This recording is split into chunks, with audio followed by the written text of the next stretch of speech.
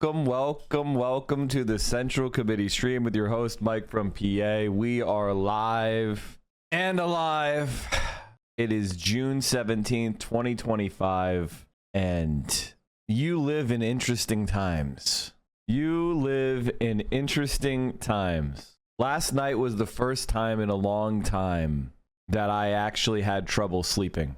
I think there is a lot of different political there's a lot of different aspects of society pulling together now in a way that is so, the word dangerous has lost all its meaning. We long since passed the point of no return. We long since passed the Rubicon. And for me, war on Iran was my Rubicon. War on Iran by the United States was my Rubicon, and we are at that Rubicon. It's not just a critique anymore. And this is something that I know a lot of people have really warmed over takes. I think a lot of people look back at 2003 and the way the Democratic Party reacted to George W. Bush's propaganda, and they look at this war and they fear the same is going to happen. Well, I gotta tell you, chat, it's not gonna happen. The American people across the ideological spectrum, they are opposed to this fucking war, and they hate Israel.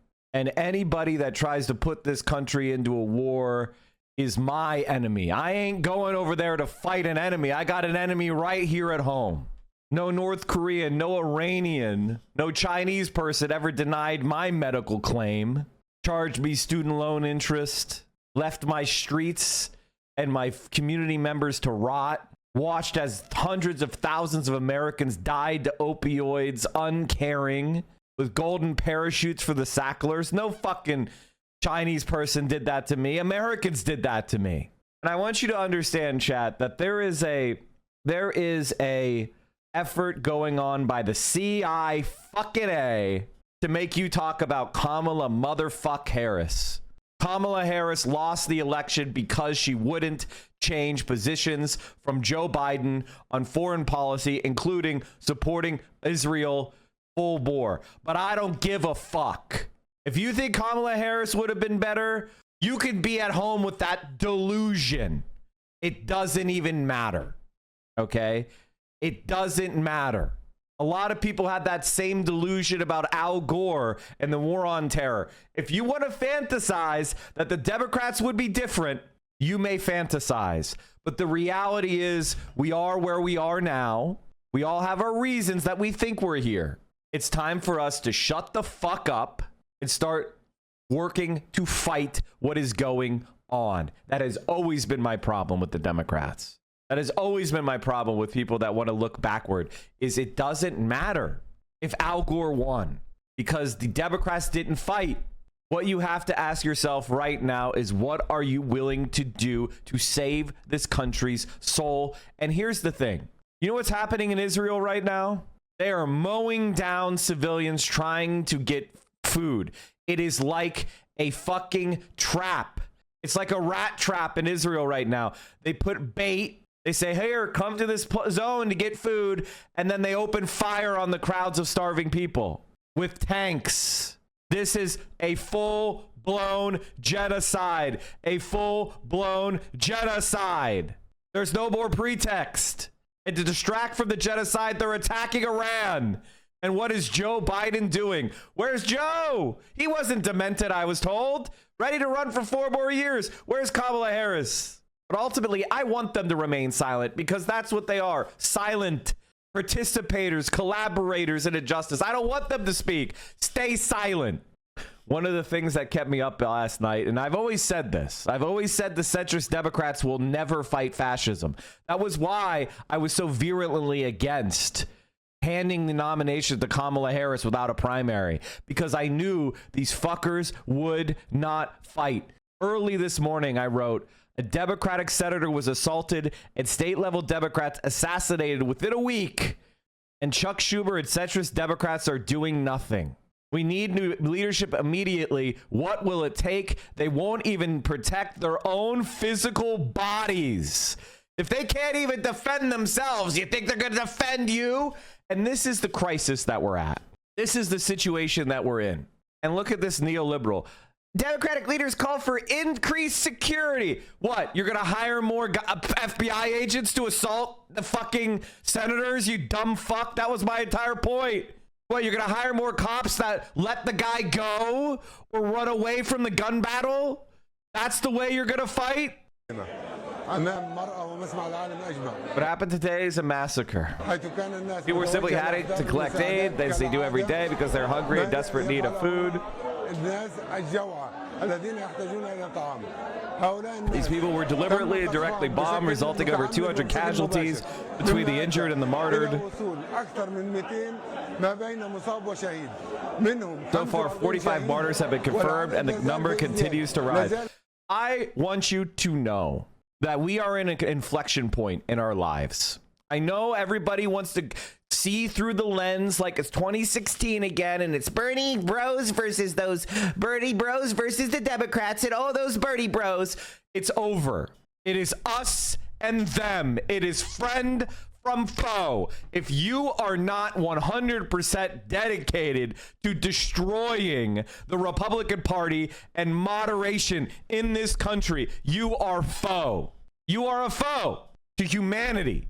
You know what else was a little news blip that no one even talked about? Is that we're absolutely going to obliterate 2 degrees centigrade of global warming on the path to 4 degrees right now, on the current path that the Western world, led by the United fucking States, is taking us. And if you are one of these, if you're a person who thinks that, well, you know, I'm nearing middle age, it doesn't reflect on me, blah, blah, blah, are you fucking stupid?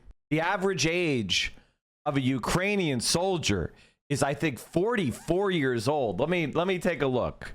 43. Sorry, I was wrong. It's 43. Oh, no, I was right. It's 43 to 45. So it is 44. 44 are dead on. And I'm not, you know, Iran is not Iraq. All right? Iran is significantly more powerful and a larger country and a more mountainous country and a more difficult country. And so if you are a person who just desperately wants things to go back to normal, I got to tell you something, chat. It will never be normal again. All we can do is make it socialism or barbarism. And that's that. Either you want to change this world for the better, or you're going to watch it turn to the absolute worst.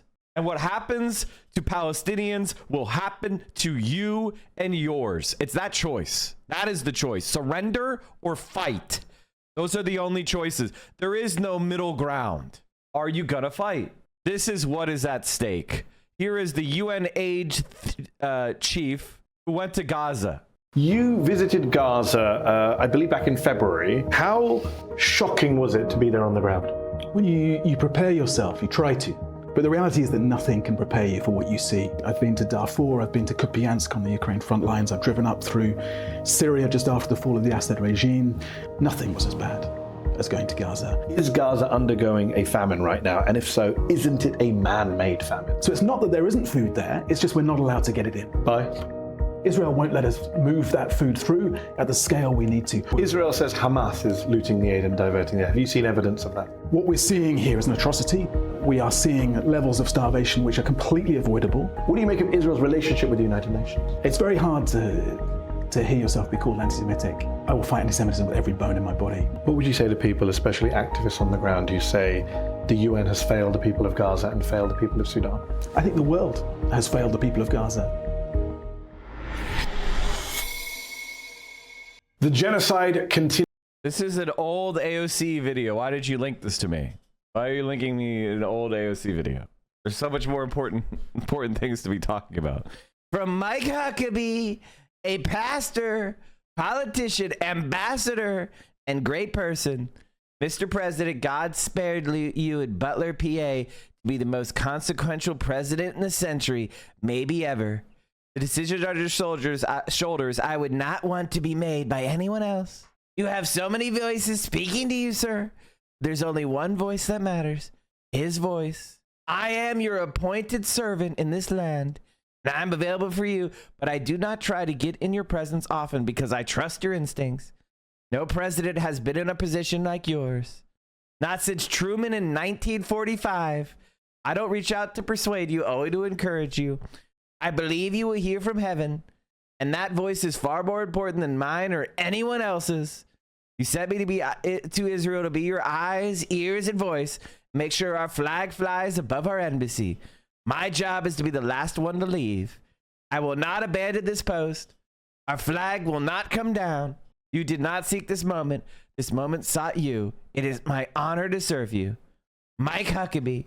I think that when you look at Donald Trump supporters, you have to understand that these scum believe in absolutely nothing, and they are not a human being. They are not the same as you. They don't believe in human equality. They don't believe in rights. They don't believe in truth. They believe might makes right, and it's fun to hurt. That's what it's all about. That is what it is all about. And so I'm asking you to learn to enjoy hurting back, because that's what it's gonna take. You have to harden your heart against these people. And there's really nothing else to be said. Compassion after victory is the only reaction that I have to these scum. These are the worst people on the planet. And the sycophantic nature of this narcissist. If somebody tweeted something like this, if somebody said something like this to me, I would fire them immediately.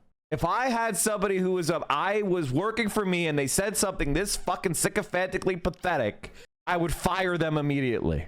It's deranged. It is pathetic. It's servile.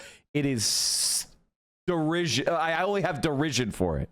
I look forward to supporting this war powers resolution. The American people are falling for it again. We were lied to about weapons of mass destruction in Iraq that killed millions and forever changed lives. It's unconstitutional for Trump to go to war without a vote in Congress. This is not our war. But if it were, Congress must decide such matters according to our Constitution. I'm introducing a bipartisan war powers resolution tomorrow to prohibit our involvement.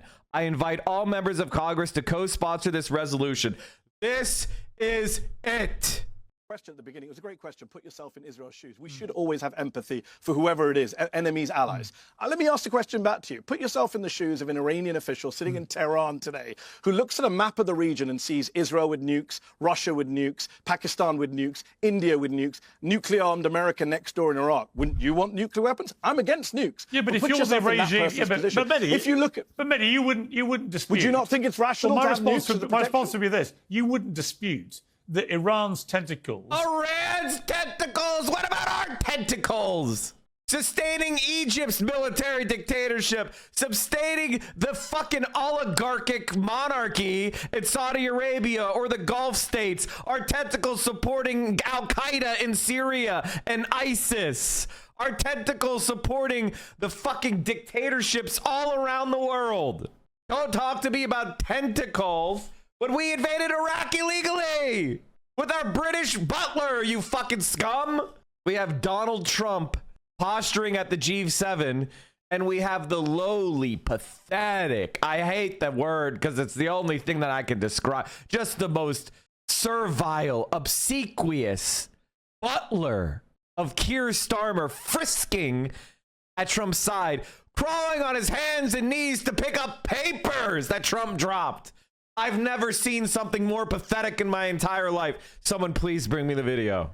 Had been fueling for a long period of time Hamas, the Houthis, Hezbollah, and I presume you wouldn't also dispute that the tactical attack on Hezbollah through the pages, 3,000 of them targeted in a very precise way, that has led to Hezbollah basically, it's led to Hezbollah basically throwing the towel in and saying we're not going to get engaged in this war with Iran, which is a very significant moment in this whole war, I would argue. If your question is, has Israel degraded Iran's supports abroad, its proxies, 100%. But that's irrelevant to the rightness or wrongness of this. I'm asking you to put yourself in the position. Here, Mike. Oh, thank you so much. Okay, thank you very much. This is the most pathetic thing I've ever seen in my entire fucking life. And if I ever... Listen, it is unfortunate that I'm being censored, but this is shameful. We all know the great Prime Minister of the UK, and we just signed a document. This is... Sorry about that. This is it. Look at this pathetic, mewling, despicable cuck bitch. You fucking loser. You pathetic fucking loser. Look at Trump. Laugh at him! You fucking cuck! Do you British people not have a fucking shred of pride? You fucking losers! A very important document. A little windy out here. Give me that little. We just signed it, and it's done. And so we have our trade agreement with the European Union, and it's a fair deal for both. Going to produce a lot of jobs, a lot of income, and we have many other ones coming. But you see the level of enthusiasm is very good.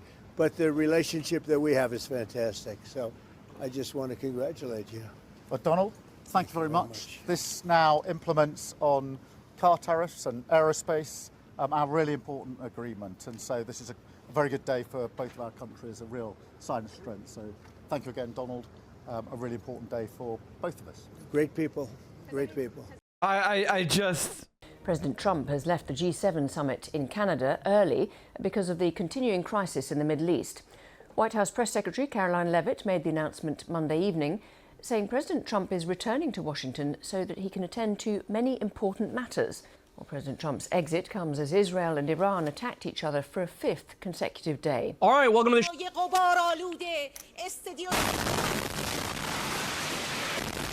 This is the moment Israel struck targets in Tehran, including the state broadcaster. Israel's Prime Minister Benjamin Netanyahu says Iran's security leadership is being eliminated one after another. The Israeli military also released this footage, which it says shows it destroying 2 Iranian fighter jets at Tehran airport, as well as trucks delivering weapons. Meanwhile, President Trump posted on his social media platform Truth Social, saying Iran should have signed his nuclear deal and that everyone should evacuate Tehran. Our diplomatic correspondent James Landale is at the G7 summit and says Mr. Trump's departure will disappoint many of the leaders there, and one in particular. The fact that President Trump is absent means that there are an awful lot of world leaders who've come here specifically to this summit hoping to get a chance to talk to him, who are now not going to be able to do that. On top of that list will be probably President Zelensky, because he wanted this to be a crucial opportunity to try and encourage Donald Trump to put more pressure on Russia. He thinks the Americans aren't doing that at the moment, and he thought that this might be the context where Donald Trump... What a pathetic fucking loser! You know, listening and having other conversations with other European leaders could begin to shift his position to say, actually, yeah, you know, the Russians clearly aren't moving. We need to think about more sanctions. So instead, there will be a discussion about sanctions today. There's likely to be new announcements of sanctions by some of the European nations and the Canadians, possibly involving discussions about reducing the price of oil that Russia can get for the oil that it's selling on the global market. But the problem is that one man will not be sat around the table, and that's Donald Trump. And that means that if the Americans are not involved in any of those sanctions discussions or the imposition of them, they inevitably will be weaker. And so that therefore, you know, this will be, as ever, a conversation with one side of this discussion and not all sides, because Mr. Trump will not be around. Our Middle East correspondent Hugo Bachega is in Jerusalem for us, and bring us update with the very latest on these exchanges of fire between Israel and Iran. Yeah, Lauren, so it is just after 9 o'clock in the morning here, and sirens sounded again across the country about 20 minutes ago with another wave of Iranian attacks. And at least there's been one reported hit in central Israel. We can't name the location because of the restrictions that have been imposed by the Israeli government on the reporting of these locations hit. But these attacks this morning followed, overnight attacks. There were 2 waves of Iranian missiles as Iran. Let's look. Actually, ironically, funnily enough, Kyle Kulinski had some of the best roundup of some of the rocket impacts that I've seen, looking around at different media sources and stuff like that. So why don't I show you some of the impacts of Iran's weapons on Israel? I want to remind you that if you condemn violence, we use Peepo Smile here as a sign that we want peace and we condemn violence. So they're now officially going after Iran's oil infrastructure. But wait for it, because Iran did the same thing right back to Israel. Breaking, Iranian missile strikes Haifa as retaliation begins. Iran launched a hybrid attack on Israel, combining missiles and drones targeting key cities, according to Iran's official news agency. Channel 13 reports that missiles struck the northern coastal city of Haifa and the nearby town of Tamra. Al Jazeera's journalist here notes the attack on Haifa was expected, as the area is home to Israeli gas fields. This appears, to be Iran's initial retaliation for Israel's recent strikes on the South Pars gas field near Bushehr and the Abadan oil refinery. Iranian officials are promising this is only the beginning, with more waves expected to hit Haifa, Tel Aviv, and Jerusalem. All right, so I'll show you some of the videos we got here. This is from Dropsite News. You can see the the Israeli infrastructure on fire here, their energy infrastructure. More. You can see it from a distance. They attacked power plants as well. Mass blackouts, big electric outages all over the place because of the attacks on power plants and energy infrastructure. All right, more. Clear footage showing Iran's missiles making direct impact on Haifa power plant in Israel. Here we go.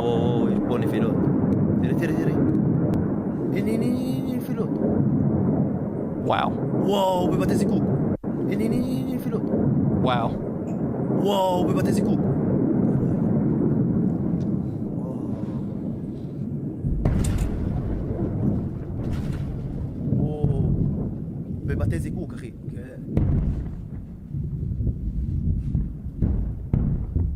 Multiple impacts you can see. All right, more.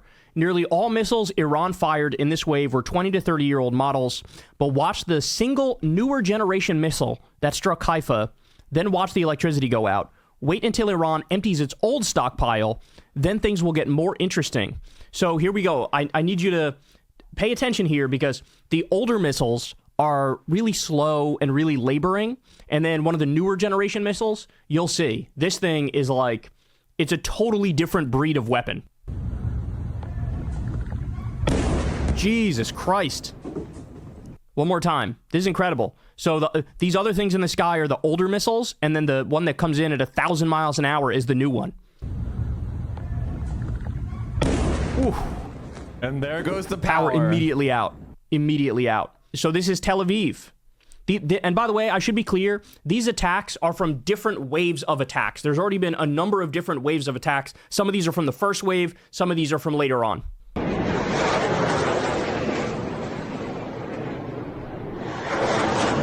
So when you see something coming from the ground and going up, that's Iron Dome attempting to intercept these Iranian missiles. But Iron Dome has largely failed to intercept these missiles because the Iranian missiles are overwhelming Israel's defenses. So this isn't like fighting Hamas, where they have like bottle rockets put together with duct tape and they use that as a missile. These are like real weapons now.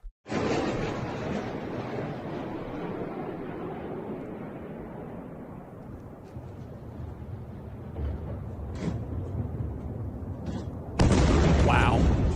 Wow. Did you see that at the end? Holy shit. Wow. Did you guys see how flights from Tel Aviv are being received in Europe? Oh, let me see if I can find this. Let me see. Oh, I have it. I can find it. Hold on. And we got countless videos like this. Iran struck the Kiryat compound, Israel's equivalent to the U.S. Pentagon. Fox News confirms. So here's Fox News talking about that. Trey Yingst has been up all night, is standing by with all the details. Trey, what can you tell us? Yeah, Laura, following that Israeli attack against Iranian nuclear facilities and top IRGC leadership overnight and into today, the Iranians have responded with 3 waves of ballistic missiles. This is Israel's version of the Pentagon, the Kiryat. And the building on this compound was just hit. Please go back, go back, please. You can understand here, it's very tense at this specific location because the Iranians are now targeting the defense establishment of Israel. And so I'm going to have my cameraman pan up here to this building just across the street from the Kiryat.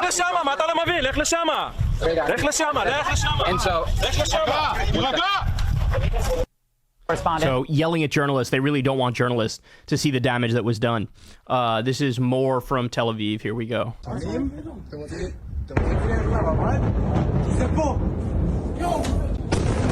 Wow. You can literally see the shockwave. Watch.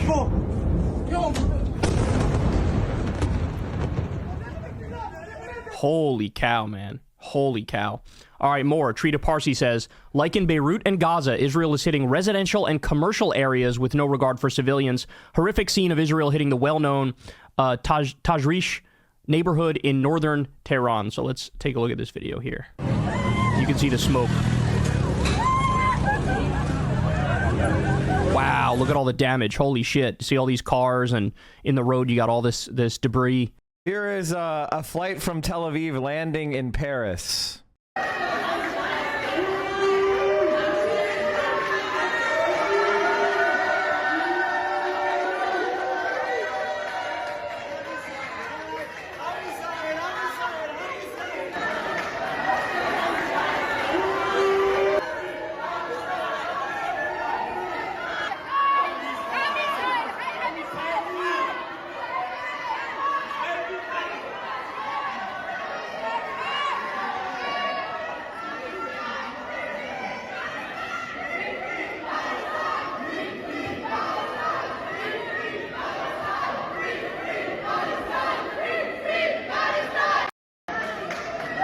Parisians randomly chanting "Free Palestine" in their faces and booing them as they enter Paris. Israel is the most despised country in the world, and it's only going to get better. A big difference between now and right before we invaded Iraq is that almost no one in America wants or thinks we need to go to war with Iran, and the people who do are barely even trying to justify it because they don't have to. I want you to know something, chat, that if they try to go to war with Iran, we're going to make the protests of Black Lives Matter look like a fucking patty cake. Okay? The entire country is going to be up in arms protesting this shit and shutting shit down. We are not going to fucking war with Iran. All right? I don't care what false flag attack they do. I don't care what justification they try to make. We are not going to support this, and when they try, they're going to see the rage of the American people. There's no real what the fuck? Oh, interceptors off the side of the building that we saw.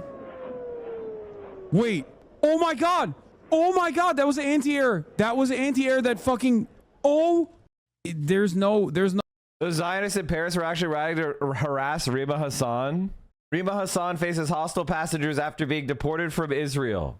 I gotta tell you that my radicalization is absolutely maximally extreme. I could not be more radicalized on this fucking issue at this point. There's no position. There is no further I can move on my position on Israel. Seems like the F-35 is maybe F-22s. It seems like the F-22 is more resilient. The F-35 is pretty dangerous for the IRGC's Air Force. I don't want the IRGC pilots to risk their lives by getting into a death trap. And right now, Israel is the United States is already fighting this war. I want you to be very, very clear. We're fighting this war. Okay, we are fighting this war already. We have Aegis destroyers in the Mediterranean shooting down Iranian rockets. We have the THAAD system, which is America's most advanced ballistic missile system that is designed to protect us from like a small volume of missiles fired from North Korea as intercontinental ballistic nuclear weapons. Like, that's what that is. It's not intended to be shooting down missiles from with 1,000-pound warheads to protect Israel. They cost $40 million a shot. All right? This is an absolute drain of resources that's constantly happening. Our country is being fucking robbed blind. You have dumb fuck centrists complaining about the idea of $700 million free bus program and saying that we can't afford it in the richest city in the world, the largest city in the United States, New York City. We can't afford buses while we're spending trillions of dollars on the Pentagon and hundreds of billions on Israel. You fucking scum. Shut up. I don't understand how you can remain calm at this point. I don't understand how you can fucking remain calm at this point at these scum. I think that every single time someone expresses any kind of support for this genocidal fascist state, attacking in every direction, just like Germany did. See how similar Nazi Germany is to Israel? That's what Nazi Germany did. It attacked in every fucking direction until it had so many enemies that it was defeated. Now Israel's attacking in every fucking direction. If the United States of America joins in this madness, bro, you push for Cabo to lose the entire time. Enjoy. She supports this, you dumb fuck! You stupid piece of shit! You worthless sack of shit! She supports this, you cuck bitch! Shut the fuck up! She said she wanted the most lethal military and that Iran was our biggest enemy. She's the exact same. Shut the fuck up, you CIA agent cuck bitch! And I can tell you, we will not apologize. When our time comes, we will not apologize for what we're gonna do. We have no compassion. I have none for you. We're all in the Imperial Core. We're all the exploiters. Like, we're the bad guys in this story. We need to be destroyed. Like, we need no disentangling me from them. We are all accountable for this. No, I felt deep despair. And I also finally got the concept of Zen fascism. These guys have embraced like a. I want the Iranians to know that if I'm the president, we will attack Iran. Whatever stage of development they might be in their nuclear weapons program, in the next 10 years, during which they might foolishly consider launching an attack on Israel, we would be able to totally obliterate them. That's a terrible thing to say, but those people who run Iran need to understand that, because that perhaps will deter them from doing something that would be reckless, foolish, and tragic. I will never hesitate to take whatever action is necessary to defend our forces and our interests against Iran and Iran-backed terrorists. I will not cozy up to tyrants and dictators like Kim Jong-un who are rooting for Trump. Because, you know, they know he is easy to manipulate with flattery and favors. They know Trump won't hold autocrats accountable because he wants to be an autocrat himself.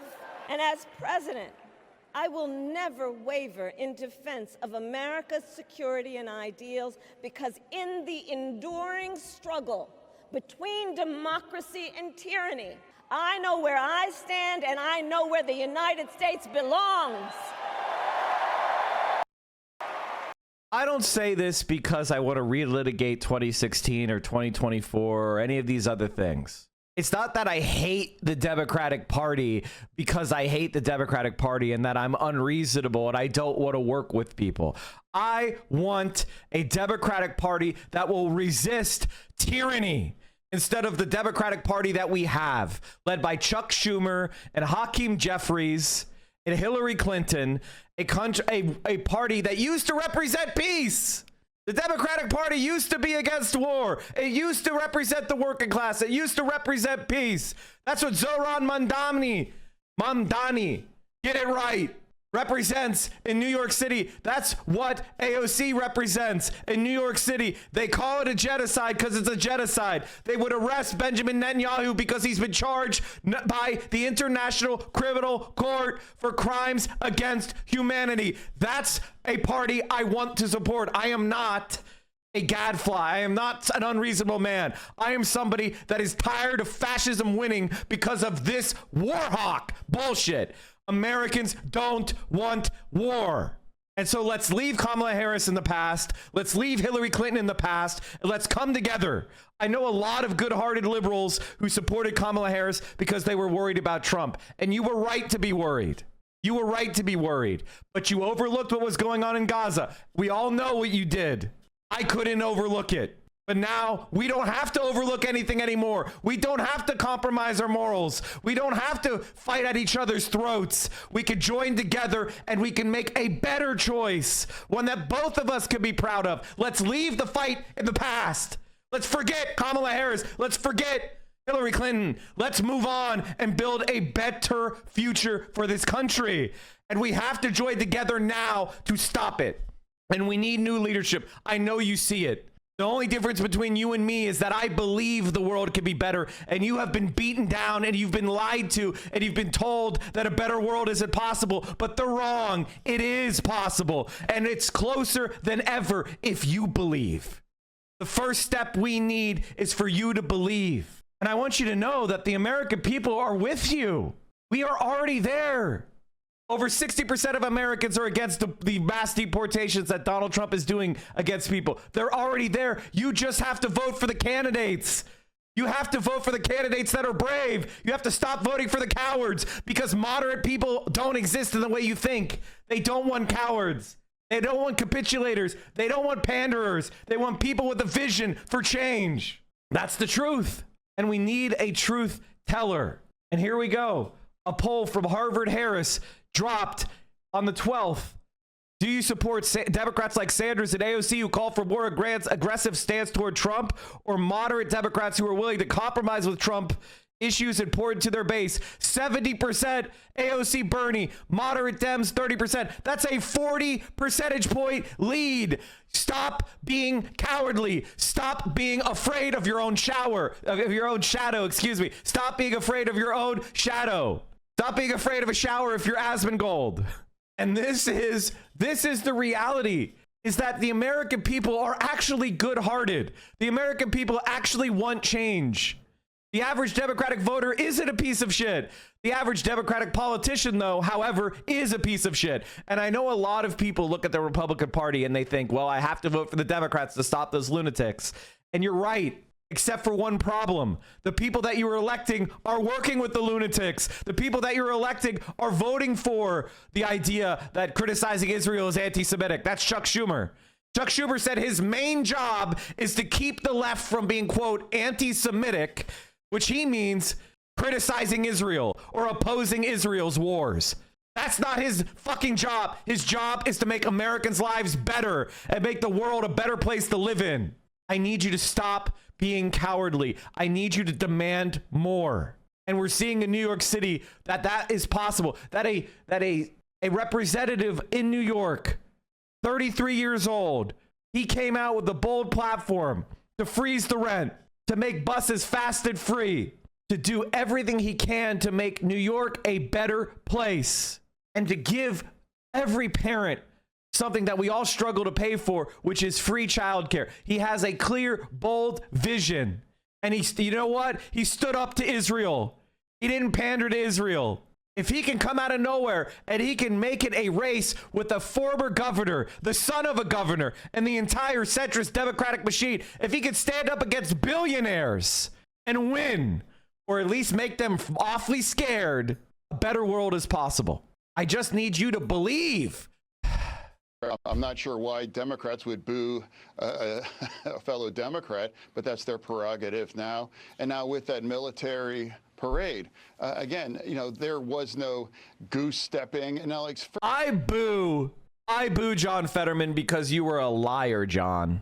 I've known your wife and you for almost a decade now. I remember when you ran for Senate in 2016, drafting off the Bernie Sanders movement, claiming to be a progressive, wanting to end forever wars. You had Muslim immigrants and prayer rugs in your campaign ads. You talked about the forgotten man. And ever since you had that fucking stroke and your brain exploded, suddenly you despise the people that brought you to Washington, D.C., which was the disenfranchised progressive people of Pennsylvania. And you've become Benjamin Netanyahu's fuck doll. You pathetic mewling worm. And the people hate you. Can't wait till you're out of office just like Joe Manchin and Kirsten Sinema, out on your fucking ass. I can't for the life of me. I can't for the life of me understand these people. This is literally the most effective and influential ad for Zohran's mayoral campaign, and he didn't even have to pay for it. Torres won't run for New York governor if socialists elected New York City mayor. That is what you need to know. They're fucking afraid. They're afraid. 3 U.S. Air Force KC-135C departing RAF Laken Heath in England earlier this morning, each towing 4 F-35A Lightning IIs heading toward the Middle East. Laken Heath is a major military base in the United Kingdom that has fighters. So yes, I consider this to be a sign that the U.S. is about to enter the war. This is a sign to me that we're entering the war, that Donald Trump is getting us into a war with Iran. That fake fuck.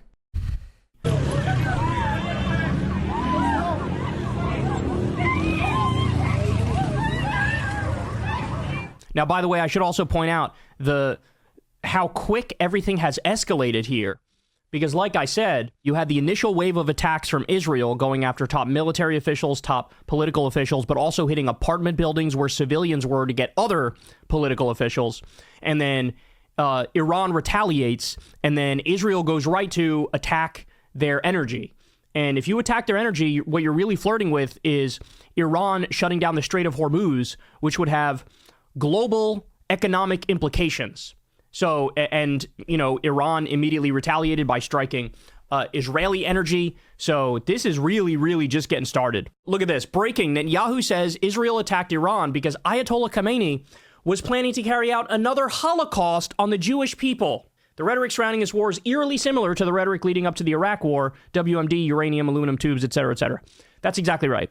He really expects everybody to believe that Khamenei was on the brink of, setting up concentration camps and gas chambers. Meanwhile, Israel actually does have concentration camps.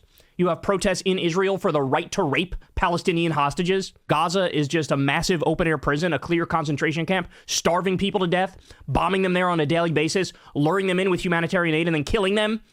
And you expect everybody to believe that, no, it's actually Iran that was on the brink of doing a genocide against Israel? Please. It's incredible. It's incredible. Iran's armed forces gives warning to settlers. All occupied lands will be targeted. If you want to save your lives, leave occupied lands. Wow. So, look, we don't know. To be clear, the Iranians are known for using a lot of rhetoric that seems over the top. So this could just be a threat, or if Israel keeps attacking them, they could make good on this threat, right? So we don't know until it actually happens, but I'm sure you've seen the comments coming out of top Iranian officials after Israel attacks them. They have like these long poems about the death and destruction that will be rained down on Israel, but they are threatening, we are going to attack all occupied lands. All right, more. Israel targeted the Iranian Foreign Ministry and hit the library of its think tank. Researchers from this think tank have been very active in Track 2 diplomacy. Its head recently spoke on the same panel as Barbara Leaf from the U.S. State Department. Israel is killing diplomats. They're killing diplomats. Video posted on social media captures the damage across Israel after a fifth night of Iranian strikes. Israel also struck targets in Iran overnight. Part of a smoking projectile can be seen in Ibthan, while a bus which appeared to be empty burned in Herzliya.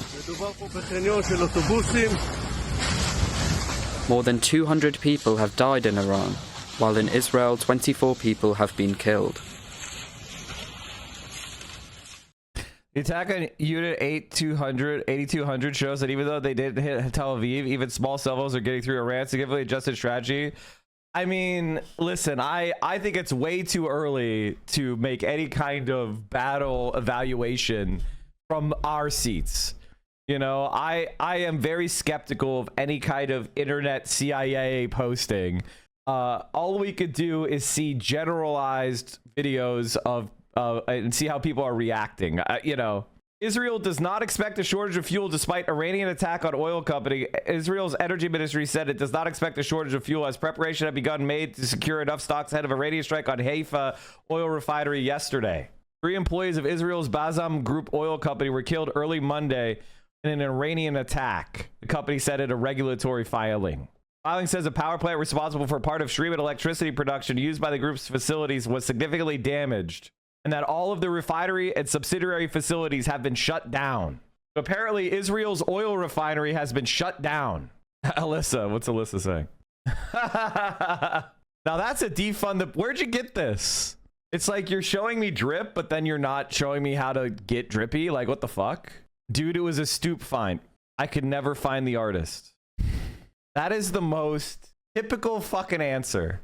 That is such a typical fucking answer. Yeah, sorry, only I have this really cool shirt. Yeah, there's just no way for you to get a cool shirt like this and steal my drip. It's just me, unfortunately, it's just unfindable. Anyway, I guess I'm the only one with it. Motherfucker.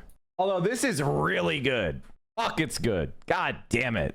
Recreate it? Oh, steal it? Is that what you're saying? I should steal it? Oh, good. I don't want to steal it. I want to find the artist, give them, and like, get it from them. Damn, that sure is cool. All right, chat. If you're feeling like you want a little bit of good news, if you're like, Mike, please give me good news. I can't handle the bad news. I'm feeling bad about myself. I feel so depressed. Please make me feel good. If you're one of these type of people, first of all, buck the fuck up. Grow up and buck up. All right? If you're one of these people, oh, I need to take a break from the news. It's just so depressing. Fuck you. But luckily for you, there is a lot of good news. There is good news because it finally fucking happened. Bernie Sanders has officially endorsed Zohran Mamdani for mayor of New York City. At this dangerous moment in history, status quo politics isn't good enough. We need new leadership that is prepared to stand up to powerful corporate interests and fight for the working class. Zohran Mamdani is providing that vision. He is the best choice for New York City mayor. Early voting has started in New York City. Obviously, if you're in New York, I'm sure you've already voted for Zohran and Brad Lander at number 2. And I think Zohran has just co-endorsed another candidate. Let me see who it is. Let me see who it is before we continue. Oh yeah, David Hogg. I think David Hogg has endorsed Zohran Mamdani as well, which is, he got fired from the DNC, so suddenly now he's a little bit more progressive all of a sudden. Oh, here we go. Co-endorsed by Michael Blake. Michael Blake has endorsed Zohran as well. So we have some pretty badass shit. Another representative has endorsed Zohran. I am Congresswoman Nydia Velázquez, and I am proud to support Zohran Mamdani for mayor of New York City. He is not funded by billionaires. He's powered by the people. In Albany, he has taken on the landlords, and as mayor, Zohran will make this city work for all of us. I need a partner who will take on Trump and fight alongside me. He represents a bright future for our city. Paid for by Zohran for NYC. I am Congress. New poll. Okay, let's see what this says. Brand new mayoral poll. Cuomo 38, Mamdani 30 in round 1.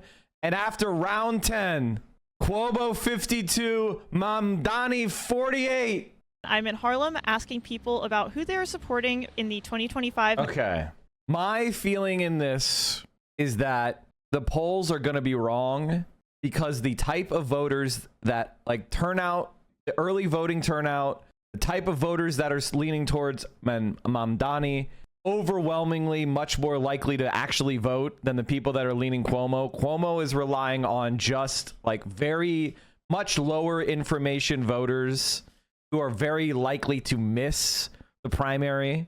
So I personally think he's got this fucking thing, but we need every single door knock that you can knock, every single television ad, every single endorsement. When he's getting congressional endorsements, when he's getting Bernie Sanders endorsements, when AOC is out there holding rallies for him, Brooklyn's turnout is up 145% versus 2021.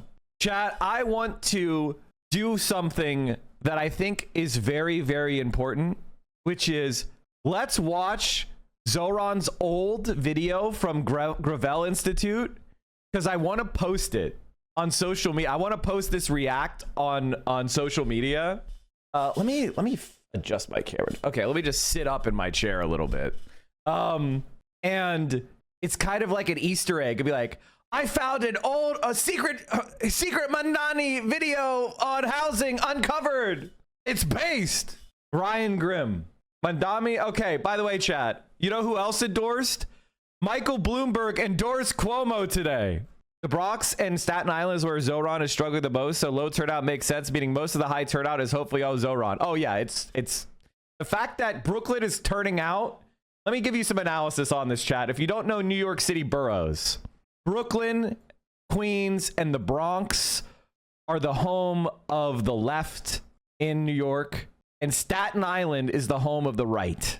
Manhattan is very mixed. So when you see Brooklyn absolutely turning out, when you see the Queens turning out, but Staten Island is kind of like a little spurt, a tiny little leak, that's hugely, according to my sense, which is that Mamdani is going to win, or Zohran is going to win, because his voters are highly passionate, much more likely to turn out. And in primary polling, and this is what's very important with the race, let me get that poll back up so I could do the analysis. The thing about polling like this, especially primary polls are very, very, very hard to do correctly, and they have much more massive error bars than other polling.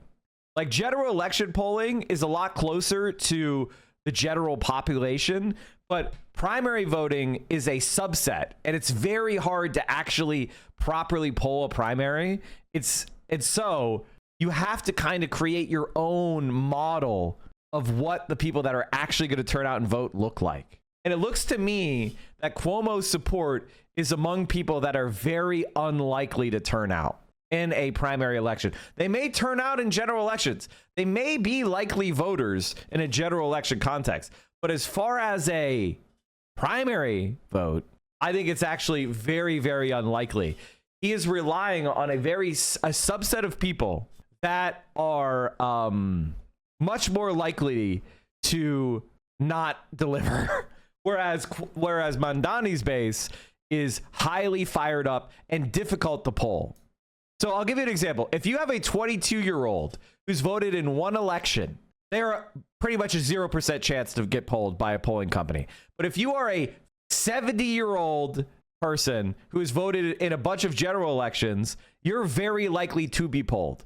So so when you're seeing polling where it's showing 50-50, that is with polling that is overwhelmingly going to be balanced against young people, going to be balanced against people that are on the left. The people that are on the left that you're going to see get polled are wealthier, more progressive people who are very likely to turn out as well.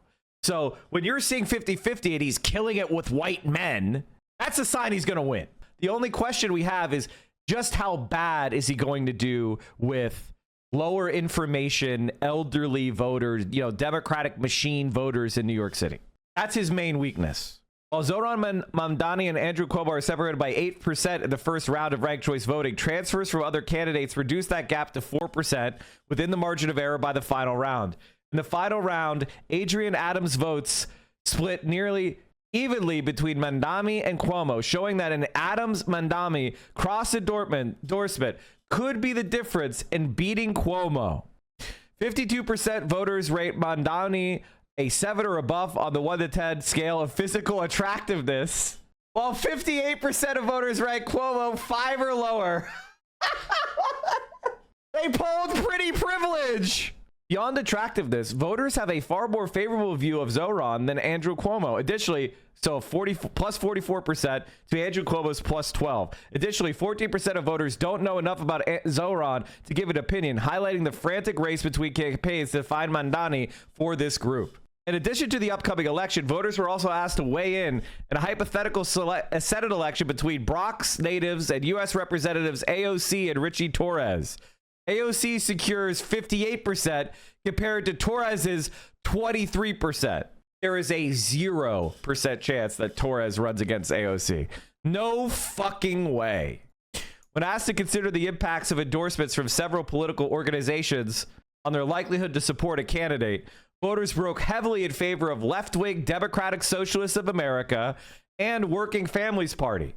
The Zionist American Israel Public Affairs Committee did not fare well, with voters finding an endorsement from the increasingly controversial group to be a net negative. And as you guys are pointing out, only 14% of people don't know who Zohran is. He's rapidly narrowing. The name recognition gap. After hearing the facts, voters are strongly against Andrew Cuomo's taxpayer-funded lawsuits against over a dozen women who have accused him of sexual harassment. Only 12% of respondents support tax dollars going toward these lawsuits, while 77% oppose the practice. Do you support freezing or raising rent for stabilized tenants? 75% freeze, 9% raise the rent. I criticize this polling group, chat. I criticize this polling group because they did a poll about Luigi Mangione that was kind of like fucking worthless in my opinion, and it pissed me off. So this polling group, when they first started, they did a really cringe poll about Luigi Mangione, like going like, oh, everyone should, you know, it was incredibly fucking stupid. So I criticized them harshly, but I have to say they have gotten a lot better, and they're actually doing good work here. Sorry guys, I'm a popularist. We have to support freezing the rent because it's just such a good position electorally. Anyone against it just wants to lose and is an unreasonable dead ender. Like what's their stupid fucking shit? CFSP center? Somebody, what's the at? Someone tell me the at real quick. Don't make me save my shit and reopen. It's called a handle. Fuck you. Shaving my whole body before a Zohran rally just in case. I mean, if I were in New York City, I would be deep conditioning my hair. I would be deep conditioning my hair before a Zohran rally, okay? I might even trim my fucking mustache. That's what I'm saying. That's all I'm saying, okay? That's all I'm saying. Cosmos84, thank you for the tier 1. The man, it's not just about flirting with Zohran, but you might find your soulmate at that fucking rally. You know what I mean? Like that rally is, have you been to clubs? They're fucking dead. Okay, well, nobody told me what it is, so fuck them. I was gonna promote it, but fuck them. Old Medicare for All video. Grab the wrinkly dog, 11 letters, and it's a rhyme. Grab the wrinkly dog, and it's a rhyme? Hey, my apartment's on fire. Center for Strategic Politics. I even did a whole thing about how I yelled at them for their Luigi poll. Never mind. Come on. Whoa, whoa, whoa. We're just vibing here. We're not listening. Are you insured? Yes, sorry. Here you go. If we could just hurry, though, that'd be great, because my apartment's literally on fire. We got a slight issue here. What issue? It says here you're behind on your premium payments. Really? I don't think so. I do. It's right here on your file. $660. Oh, my bad. Can we just take care of that later? No can do. See, your specific provider, Bright Shield Protector Fidelity Horizon, says you need up-to-date premium payments for your provider to be reimbursed. Can you not talk over me? I was talking with you to support you. So the thing is, I haven't reached my deductible anyway, so it would all be out of pocket. Right, but to get credit towards your deductible, you need to have up-to-date premium payments. Okay. Sorry. Here you go. Here's my credit card. If we could just hurry, though, that'd be great, because my apartment is literally on fire. So sorry, but we don't take American Express. Talking over me. Oh, sorry. Here you go. Actually, hold up. This isn't your home precinct. It should be. I live right around the corner. New address? Yeah, we moved a couple months ago. Well, that's an issue because your primary care precinct is still tied to your former address. This precinct is out of network for you, so I'm gonna need a referral. A referral? There's a fire in my apartment right now. Oh, dear. What? Did you recently change jobs? Yes, so what? There's a gap in your insurance. Your old coverage was tied to your old job, so when you shifted jobs... My home is literally burning down! Hey, could be worse. How? Was it on fire when you moved in? No, of course not. Seen it before, and then it's a pre-existing condition and it's not covered. See how it feels? I kind of like it. Oh! What? The crossword. Carpe Sharpe. Ooh, nice pull. This is absurd. It would be absurd if we ran fire departments like this. So why do we run healthcare this way? Hey, I live right next door to you. Your apartment fire spread to my apartment. Oh no, I'm so sorry. Here, take a bucket. Can you help us? Are you insured?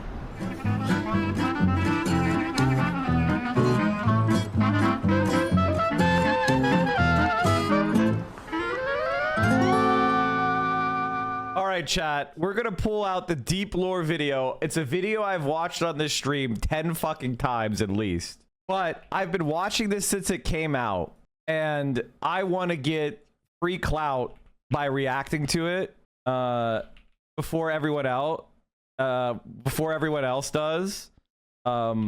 So we're gonna watch it again, and I'm just gonna post the reaction, and hopefully my editors are paying attention and they will edit something from this to post on social media, because I've had multiple fan channels get massive posts from talking about Zohran. Okay. And they just took clips of the stream. So weird. Anyway, let's keep going. American housing is in crisis. Right now, up to 12 million Americans are behind an average of $5,800 on rent and risk eviction. With eviction moratoriums soon to expire, we're facing an unprecedented wave of evictions and foreclosures that will crash straight into millions of struggling families across the country. But the truth is, this crisis didn't begin with the pandemic. In fact, housing has been in crisis for a very long time. It's very important to understand that this is why I've supported Zohran for so many years. It's because this was 6 years ago, I think this video came out. 4 years ago, excuse me. 4 years ago. And he said housing has been in crisis. He knew there was a housing crisis 4 years ago. Imagine if we had acted in 2021 to solve the housing crisis. Maybe Donald Trump doesn't get elected in the first place, because housing cost inflation was one of the biggest problems that has led to the collapse of support for the Democratic Party. It was one of the key drivers of the cost of living crisis. And there was Zohran. And here's the thing about him. He has, and as you're going to see in this video, he proposes policies that actually work and exist in other countries and other places and have proven to work. It's not pie on the sky. It's pie on the neighbor's windowsill. We just have to reach out and grab the ideas and bring them here. Even before the pandemic, in places like New York or Los Angeles or San Francisco, median rents for even one-bedroom apartments could approach $2,500 a month. Oh, remember when it was $2,500 a month, chat? Remember when it was $2,500 a month? Now, according to apartments.com, it's $3,031 a month. Gone up 20%. A 4.3% increase in the last year. And if you want a two-bedroom, $4,182 a month for 869 square feet. This is fucking terrible. Or more. About a third of people in Los Angeles spend a majority of their income on housing. In New York City, about 20% of all renters pay most of their income to their landlord. And in my district, Astoria, about a quarter of residents have to spend most of their paycheck on rent. And the crisis isn't just in big cities. In 95% of all US counties, workers making the minimum don't make enough to afford a one-bedroom rental on their own. The Harvard Center for Housing Studies warns of a new normal for housing in the United States, in which nearly half of all renter households spend almost a third of their income on rent. That's why even before the fallout from the coronavirus started to hit, more than 500,000 Americans nationwide were already homeless, millions more on the brink of losing their housing, and countless families struggling every month to make ends meet. And to bring it back to New York, where Zohran talks, and when I react to things, chat, I like to actually react to them and not just sit here like a fucking lump on the log. I try to provide additional content. So you're welcome. New Yorkers spend higher percentage of income on housing than any other state. Empire renters are shelling out more than half their income just to keep a roof over their head. New York renters spend a whopping 54.52% of their median monthly household income on housing. At the root of all of this suffering is the fact that in this country, housing is treated as a commodity, not a right. It's a consumer product, just like clothes or cars, that private businesses can sell on the market to make a profit. And if someone isn't able to pay, either because their landlord raised their rent or because they can't work for one reason or another, they're not able to stay in their homes. If they're lucky, they can live with friends or family, or maybe in transitional housing for a bit. But for a lot of people, they have nowhere else to go, and they end up sleeping on the streets. In December 2019, the number of people sleeping in homeless shelters in New York reached 19,000 people, an all-time high. 100,000 New York City students are homeless. That's more than 10% of the entire student population. Why do so many people end up homeless? It's not because there aren't enough homes to go around. There are plenty of empty homes. No, it's because housing people is not the primary goal of developers or landlords. Their goal, simply put, is to make a profit. And it's much more profitable. I regret to inform you that the numbers have skyrocketed. New York City accounted for 93% of the increase in the state's total homeless population. In January 2022, there were 45,343 people in New York City shelters run by the city's Department of Homeless Services. By January 2024, there were 89,119 people in DHS shelters, 34,000 of whom were asylum seekers. Homelessness has absolutely skyrocketed in this country. Profitable to build luxury apartments for the rich than decent homes for the poor. This gives us a big shortage of homes for ordinary working people. For every 100 households that are extremely low income, there are only 36 affordable and available homes. That's the free market, chat. As a result, That's the free market. The free market said there is no housing for working class people. There's no housing for middle class people. And this is why YIMBYism alone, just removing housing, just building market rate housing, cannot fix the problem. And this is why I support Zohran. Zohran, he's okay with, hey, if you want to, if up zoning stuff near transit increases the supply of housing, he's not against market housing. You want to invest in housing? Go for it. But he also recognizes something that's very important, and that is every housing market that works in this world, whether it's Vienna, whether it is Singapore, they have social housing that is high quality, and not just for the very poor people, but for everyone, working class people, middle class people, and they make it a right. And it's not shameful to live in social housing in Singapore and Vienna. That's what regular people do. And so landlords, yes, there's a private market of housing for the very top, for the well-off. If you want to spend a lot on your housing, if you want to live in that penthouse, you're allowed to do that there. But for regular everyday people, they get a high quality apartment that you would be proud to live in. And they get charged what it costs to maintain. They don't get charged massive overcharges so that some investor can make profit. Plenty of housing for the rich, but poor and working class people don't have nearly enough on the market. Quick aside, chat. All these polls are fake. They had a poll showing Kamala was winning and it was all a scam. Hey, dumbass. Hey, dumb piece of shit. You're in Mike from PA's channel. I predicted 49 out of 50 states correct, and I did so by looking at the polls, which showed that Donald Trump was the favorite. You dumbass. I analyzed the polls correctly in 2024. I analyzed the polls correctly in 2020. You're stupid. I told you that Trump was going to win. I predicted that Trump was going to win. So we have people scrounging to make ends meet or sleeping on the streets right below luxury condos and uninhabited apartments. This is a terrible way to organize a housing market. It might be profitable for landlords and developers, but it's not efficient or beneficial for the rest of society. In fact, housing doesn't have to be seen as a market at all. In other countries, housing is considered a fundamental right, like education or healthcare. That means the government goes to significant lengths to guarantee everyone has a home.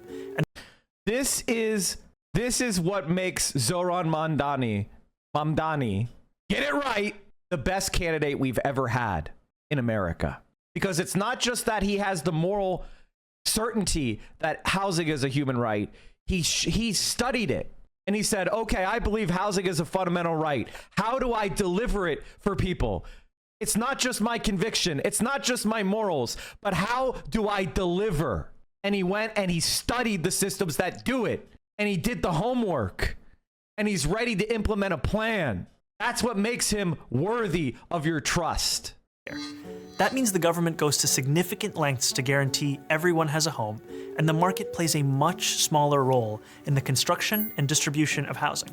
So let's hop across the pond and about 100 years back in time to take a look at just one example of how an alternative housing model got started in beautiful red Vienna. At the end of the First World War, the Austro-Hungarian Empire collapsed, leaving behind a number of successor states, including modern-day Austria, home to the former imperial capital of Vienna, the 5th largest city in the world. Despite being the seat of an empire, the chaos of the war and decades of neglect had left the working class of Vienna in desperate circumstances. Inflation was rampant, jobs were scarce, social services were non-existent, and hundreds of thousands of people were crammed into decaying tenements where overcrowding, disease, and violence were rampant. So it's no surprise that in 1919, at the first elections ever held in Austria where all adult citizens could vote, the Social Democratic Party swept into power at the municipal level on the promise of dramatic social and economic reform. And they delivered. The new government of Vienna implemented a huge range of services, including public health care and public child care. They built high-quality hospitals, schools, and recreational facilities. But their crowning achievement was an ambitious program of social housing, what Americans call public housing, that began in 1923 and saw 60,000 new apartments constructed in the first year of its existence, built by the government and financed by taxes on the rich. It's important to understand, chat, 60,000 apartments were built in the first year. Do you know what New York City built last year? Now, Vienna is a lot smaller than Austria. I think New York City is 5 times bigger than Vienna by population. They only built 30,000 apartments last year. They only built 30,000 apartments last year in the private market. Most of them for the high end. Built by the government and financed by taxes on the rich. But these weren't the kinds of apartments you might picture when you think of public housing in the United States.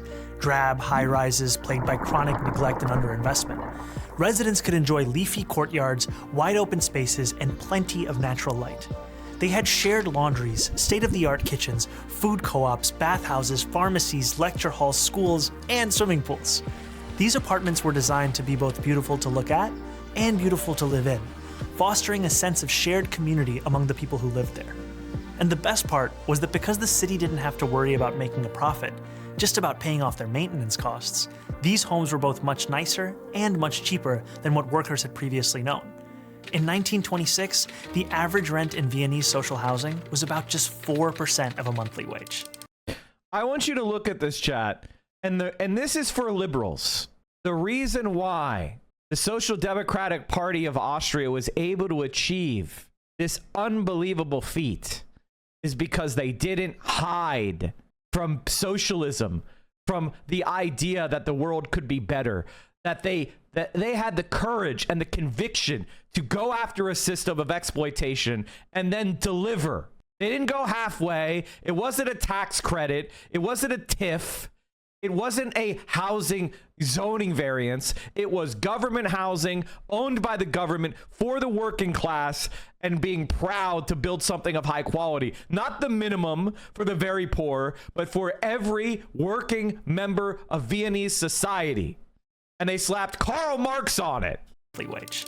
The first 15 years after Austrian independence saw its capital transform from a symbol of urban blight into a beacon of socialist governance. It became known as Red Vienna, after the official color of the socialists who had pioneered these changes.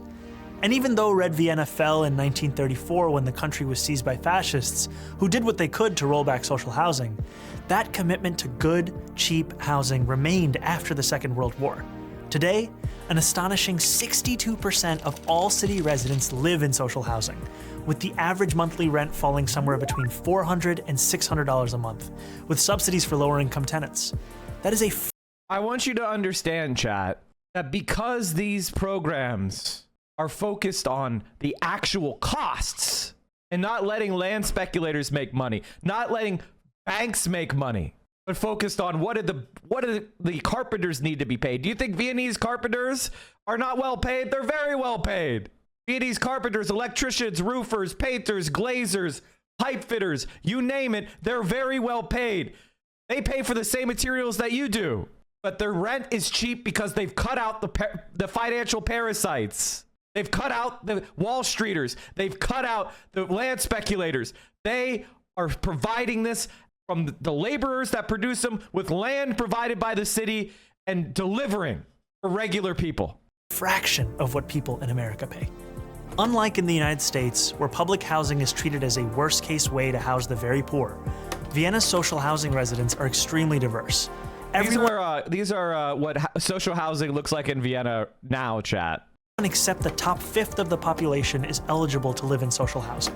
This means there's broad appeal across many segments of society, which creates the foundation for its political popularity.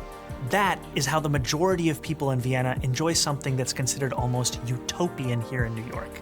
Affordable housing that isn't just cheap, but desirable. Housing that isn't just four walls and a roof, but a real home, with a sense of stability, safety, and community built in. Now, of course, this is only one example of an alternative framework for housing, and Vienna has not fully removed housing from the domain of the market. Residents still pay part of their earnings in rent to cover operational costs, and a sizable chunk of the population lives in private housing. But it's an actually existing alternative that shows us what a step toward a better world could look like. If we want to end the housing crisis, the solution has to be moving toward the full decommodification of housing. In other words, moving away from the status quo, in which most people access housing by purchasing it on the market, and toward a future where we guarantee high-quality housing to all as a human right. So how can we do it? We can start by making sure people who access housing on the private market have ironclad protections against abuse and exploitation. But to go further, toward the Vienna model, we'll have to go beyond the market. We can establish community land trusts to gradually buy up housing on the private market and convert it to community ownership. We can give tenants a right of first refusal to buy out their landlords when buildings go up for sale. And we can fully commit to a new era of social housing, ending subsidies for luxury housing development and using our wealth to build beautiful, high-quality social housing projects that offer good homes and strong communities to everyone. We won't decommodify housing overnight, but we know what we have to do, and we have history to guide us. And we know how we'll get there, through a movement of the multiracial working class organizing for the better world we know is possible. And we've already begun. I'm Zohran Mamdani, Assemblyman for New York's 36th Assembly District in Astoria, Queens, for the Gravel Institute. You know, chat, this is what I'm talking about, man. This is what I'm talking about. You only get this kind of, you only get a few of these opportunities in your life to find someone who is well-read, educated, policy wonk, uncorruptible, incorruptible, charismatic, and most importantly, hot. This is why you need to get out there. If you've ever wanted to see a better world and work your ass off for Zohran. And I got to tell you one more thing, chat. It's not going to end on election day. It's not going to end on primary day. It's not going to end on general election day. That's day one, because we're going to be fighting the capitalist class every step of the way. This isn't cast a vote and then go to brunch. This is cast a vote and conscript into the army, ready to fight. The biggest lie you've ever been told by Democrat politicians is all you have to do is vote. That's the last thing you need to do. The first thing you need to do is be ready to fight. And that's what I'm asking you to do with me. Fight for Zohran so that we can fight for each other. Thank you so much. Jules Verne is linking. I'm gonna spam it as well. Here are canvassing shifts, phone banks, so that you can participate and help. And there you go. For the Gravel Institute.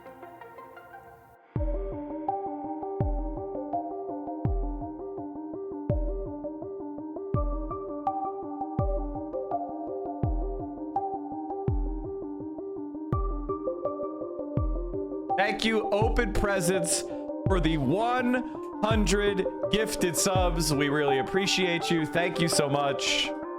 Holy shit. Oh, and you can canvas with Alyssa. Nice. You should definitely do that. So there you have it, chat.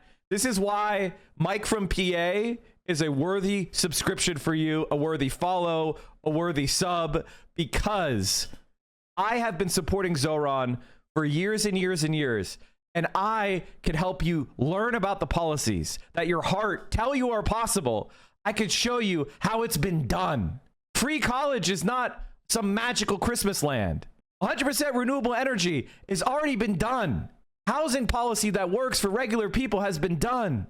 High quality public schools has already been done. Free or heavily subsidized childcare has already been done.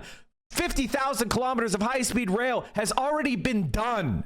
These aren't just things we need to do. These are things that have been done. All we have to do is copy their homework, and most importantly, believe that it is possible and swat aside the roadblocks, the barricades to progress. And that's what I will help you do. I will show you who your enemies truly are. We will compromise and we will be pragmatic when we need to be. But we won't preemptively surrender like the Democratic Party has been doing for 30 years. All right, chat.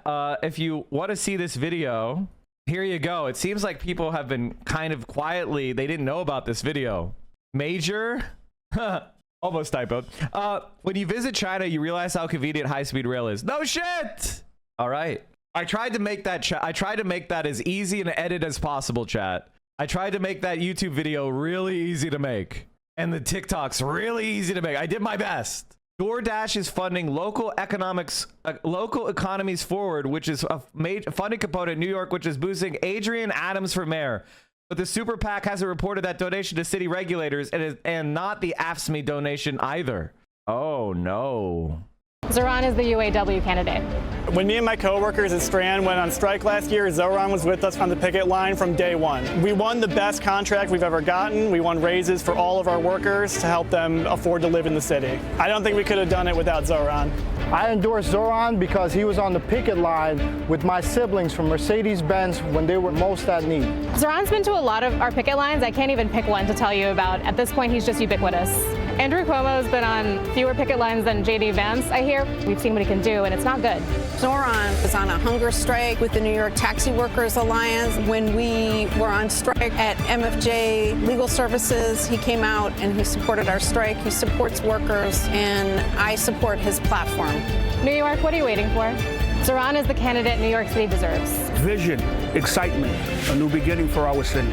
Rank Zohran Mandani first. Fill out your whole ballot and don't rank Cuomo. UAW in the house! What the fuck is this shit? So Donald Trump, in his inauguration speech, What is this shit? What the fuck is this shit? The illiberalism of the left? Get the fuck out of here! Ezra Klein, you scumbag! You piece of shit! Why the left lost on trans rights? Because your weak Democrat dickless losers wouldn't fight! You let them dog walk you, you coward! Pathetic. In this moment, when Donald Trump is trying to take us to war, this cowardly Ezra Klein fuck and his wife are doing anti-reg choice voting articles in the Atlantic. The New York Times is saying, well, don't rank Mamdani. Mamdani. Get it right. Pathetic. All right, let's see. Okay, chat. We've got ourselves a 35-year-old man. B1G Husker. Everybody go search this up. Everybody go search this B1G Husker up. See what you can find. B1G_Husker. Go, everybody search that up and see what you can find. All right, let's find out more. I want to find out more about him. Can you guys get his logs in Hassan's chat? Thank you. Okay. Upside down U.S. flag on its back means hundreds of thousands because of this. Oh, you fucking bitch ass cuck. Okay, what did he say today? Americans have hustler as part of our DNA. No way this works here. Not that it's a bad idea, just won't work. Oh, wow. What a strong argument. No, you. Oh, is this his YouTube channel? Okay, let's check it out. Faction battle. Challenge accepted. All right, chat. We found him. We got him. Bro, that hairline is rough. You know that hair plugs are pretty cheap in Turkey. Hairlines are pretty cheap in Turkey. You know, you can go and get that fixed. Just fly in there. You won't be the only guy on the plane. What else have we got here? Okay, we've got it. He is a very big Mortal Kombat fan, which is, you know, very boomer of you. Let's see what's on his playlists. Pete Buttigieg! You fucking loser! This guy's gotta be a Destiny viewer, right? Because there's nobody else who's like this, right? Like, how many you know, asshole Pete Buttigieg supporters are there? I found the Twitter. Okay, let's see if we can find out more about. Okay. OSINT defender. Okay, so this is the Destiny fan, 1000%. Pete Buttigieg. Okay, Kamala HQ in Unusual Whales. All right, hold on. Let's find out more. Find out more about him. I'm a Biden guy, but I'll vote blue no matter who. But damn, if people don't realize how imperative it is to take the Senate, keep the House, especially if someone like Sanders get the wins, none of it will really matter. Well, good choice. Good choice, man. Donald Trump is back because Joe Biden is a cuck. And by the way, we could have added DC and Puerto Rico as a state. And Joe Biden didn't. He didn't even try. So now the Democrats it's almost impossible for the Democrats to win the Senate now. And he didn't pass any of those policies that he ran on. And he lost horribly. So that was a pretty bad choice of yours, huh? That was a pretty bad choice of yours. I feel that if you want to be pugilistic and come after me, I'm going to give you 0.5% of the scrutiny that I get. 0.5%. This is what 0.5% of the scrutiny that I get is. How do you feel? How do you like it? Is it good? Do you enjoy it? Are you having fun? Spend a month in Europe and you can see why it would never work in the US. Now, you know just saying no isn't a good argument, right? You know that just saying no, it won't work in the US isn't an argument. And this is somebody along the way poisoned your brain and made you stupid. Here's what I want you to do, B1G. I want you to stop doing political plausibility calculations. You're not very good at them, okay? You don't know what's possible. You don't know, all right? Just start supporting what you think is the best policy, whether or not you think it can pass or not, all right? Just say, I support this because it's a really good idea and it's the best idea I know. And if you end up having to compromise from there, okay, we compromise from there. But stop telling people that have better ideas than you, that are proven to work, that it just won't work here. That's not an argument.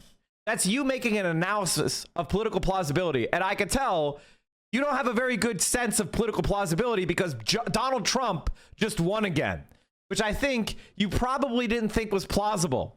Donald Trump is doing war with Iran. Donald Trump is doing mass deportations. You probably didn't think that was very politically plausible. But guess what? He ran to the right. He fed his base red meat. And here we are. You don't know what can happen. Start running. Start advocating for the best policy. Stop being a cowardly bitch. You're better than that. I don't know what Destiny or whoever these people are that convinced you that the better world isn't possible. But buck up, bucko. Believe in something. It's okay if it doesn't work out. U.S. deploying fighter jets to Iran. You have a link to that, or you're just yelling? Like we tried your Joe Biden moderation strat, and it failed horribly. How about you say, okay, you were right. The moderation strat failed. I'll let you lead for a while. Why do you have to be a cuck and then want to make everyone else into a cuck? You're deploying fighter jets to the Middle East. Yeah. Can you just link me Reuters instead of random Twitter account, which I don't know that, maybe it's good, maybe it's not. I can't evaluate. We now have complete and total control over the skies over Iran. Iran has good sky trackers and other defensive equipment and plenty of it, but it doesn't compare to American-made, conceived, and manufactured stuff. Nobody does it better than good old USA. He may be one of the dumbest pieces of shit I've ever seen. The only person that Donald Trump could beat is the only people that Donald Trump could beat is Hillary Clinton and Kamala Harris, the worst politicians of my lifetime. I don't feel like I'm sinking at all. I mean, don't you see that your politics are like, you're gonna have to answer this question. How do you reckon with the idea that being a centrist is a good idea when the Democratic Party is more unpopular than ever and everyone hates Chuck Schumer and Kamala Harris just got owned running to the right? Like, how do you conceive that? Do you recognize that your strategies didn't work in the general election against Trump twice? Like, is there anything that could happen that could change your mind? Like, what would change your mind? Are you going to be an impediment forever? Or like, what would change your mind? What about neoliberalism attracts you? What about our status quo attracts you? Odds that Barack Obama takes a break from compiling best of lists by committee and texting with Bono or whatever to tell people not to rank Mandami in NYC. I don't think it's 100. I'll give it like 78. I'd give it 75%. Okay, what was his recent message? Hold on. I can't wait for this politics argument. Chuck needs to go. Wasn't happy with Harris. I get it. Lifelong Dem here, but your generation needs to convince me of why it would be better, in my opinion, mine, to be ultra progressive. Gestures vaguely to everything that's happening. I mean, moderate Democrats have ruled over the collapse of our schooling, the collapse of college, massive student loan debt, housing affordability crisis, crash of the fertility rate, genocide in Gaza, an expanding war in the Middle East. We have a housing crisis, an education crisis, a childcare crisis, a healthcare crisis. And now we have white supremacists rampaging across the federal government doing mass deportations of the working class of this country based on race. At a certain point, how many L's can you hold before you decide that maybe your strategy ain't good? I mean, you're from Nebraska. It's seen an economic catastrophe. The world can move on without the United States. 100 years ago, the British Empire dominated global commerce, commanding more than 20% of the world's wealth. Many believed its sun would never set. 20 years ago, France bestrode Europe's stage. Its armies feared, its culture envied. Napoleon declared himself immortal. 400 years ago, the Spanish crown reigned from Manila to Mexico, its treasure fleets groaning with silver and silk. The kings thought their glory would last eternal. Each empire proclaimed itself indispensable. Each was ultimately eclipsed. Power wanes, influence migrates, and legitimacy dies the moments it's assumed rather than earned. Should America forfeit the world's respect, it will discover what every fallen empire learned too late. The world moves on. Always. Grok, is this true? Oh, man, dude. Isn't the Dems losing a lot with centrist policy showing that it's not working? I mean, it's like American people, like, listen, there are some aspects of progressive policy that I don't think we should lead with to regular people. Open presents with another 100 bomb. Are you guys gonna let Open Presents be the only supporter of this stream? If you are gifted a sub by Open Presents, you better extend that sub. You better extend that sub. Mike, our arrogance and superiority complex is crazy as fuck. We know exactly where the so-called supreme leader is hiding. He is an easy target, but safe there. We're not going to take him out, at least not for now. But we don't want missiles shot at civilians or American soldiers. Our patience is wearing thin. Thank you for your attention on this matter. Donald Trump, it may be the dumbest piece of shit I've ever seen. He may be the dumbest piece of shit. All right, let's get back to the war shit. What is going to join the war on Iran? That's a better title. The sausage is being made, and as I told my doctor, I'm gonna keep eating them. North Korean news makes fun of the parade. The capitalist peaks of America held a gaudy and vainglorious display of their dwindling military might this past weekend. The US have not won a war since the USSR defeated Germany in 1945, and the US celebrated this fact by shining all their best tanks and guns. Their inferior leader, pictured here looking old, confused, and tired, sat next. Okay, I don't think this is real. I think this guy just made this edit, and it looks fake, but it still makes me laugh. We're gonna keep watching it. Prostitute and a drunk television host for the duration of the parade. In total, $40 million was spent on the parade by the debt-ridden failed state, shamefully done so at a time of increasing poverty in the country. Many have noted how pudgy and overweight the Trump looks at a time when Americans struggle for food. Unable to tolerate political dissent, the inferior leader's supporters shot dead an opposition politician in one city, while in other locations, a protester was shot and a follower of the cult leader attempted to drive his car into the crowd. The propaganda exercise was swallowed whole by the dull of mind and incurious of spirit. The helpless sheep believe themselves to be the envy of the world, but the world laughs in their face. Lander got arrested? Let me check that out. I think the one thing I would tell you to my liberal friend, I don't care to persuade you at this point. If you honestly believe that the centrist Democrats in power are the solution to the problems of Trump, you're unteachable and unreachable.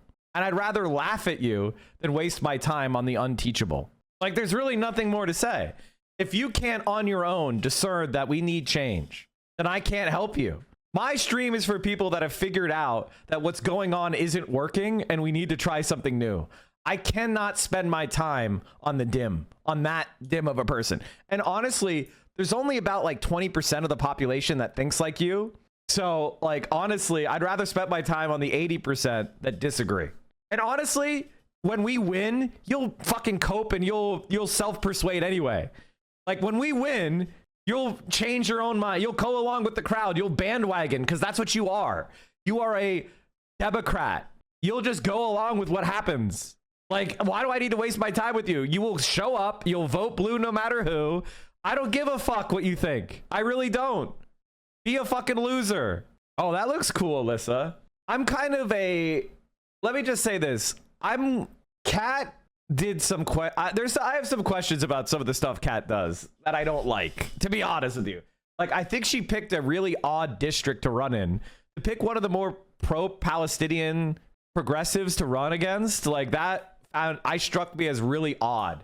Illinois has plenty of Zionists that you could have primaried. It finds me odd to, like, primary someone who was one of the more pro-Palestinian members. That's stuck in my craw and bothers me quite a bit. I get that she's a million years old, but there's a lot of million-year-old representatives in Illinois, you know? It's just like, And That just, especially when you don't live in the district. You know what I mean? It's like, you don't live in the district and you pick one of the most a 90-year-old pro-Palestinian member is better than a 20-year-old pro-Zionist member, in my opinion. But when I see stuff like that, it strikes me as opportunistic in a way that it sits poorly. And I wanted to like Kat. I want to support Kat. And, she chased the person out of the race. So it is what, I guess we're going to support her. I'm not saying don't support her. It's just, I don't like that kind of shit, man. I want you to primary Zionists and centrists. I want the last 90-year-old to be a progressive. That's my take. That's my take. Jan is retiring. Yeah, she's retiring because she got primaried. She got primaried. So she decided to retire. It's not like she retired and then got primaried. Kat chose her. And I suspect, and this is me being honest, and this is what my stream is. This is why people are mad at me all the time. I suspect she picked the elderly progressive because she thought AIPAC wouldn't play in the race. I think she said, hey, this is an elderly progressive, which means AIPAC is not going to come in. So I can get them, I can beat them with my social media shit. And, I'll be a congresswoman. And for me, I care more about the overall ideology of the body, not individual social media people getting more famous. Your eyebrows look groomed, but the rest of your hair looks neglected. Yeah, I conditioned my hair 3 days ago. I need to do another deep condition. My hair gets kind of dry quickly in the dry air, which sucks. It was 2 days ago. I need to do it. I need to condition it more often. I have to get used to the dry air. Trump to Iran, unconditional surrender. Post it. This isn't even true, though. This isn't even true. This isn't even true. This is from 2021, guys. This is from 2021. Jan has actually come out and become a lot more progressive. This is from 2021. Like, this isn't even true. He was one of 40 members to sign on a weapons embargo against Israel. You guys are just wrong. Your shit's out of date. Stop coping. I know more than you.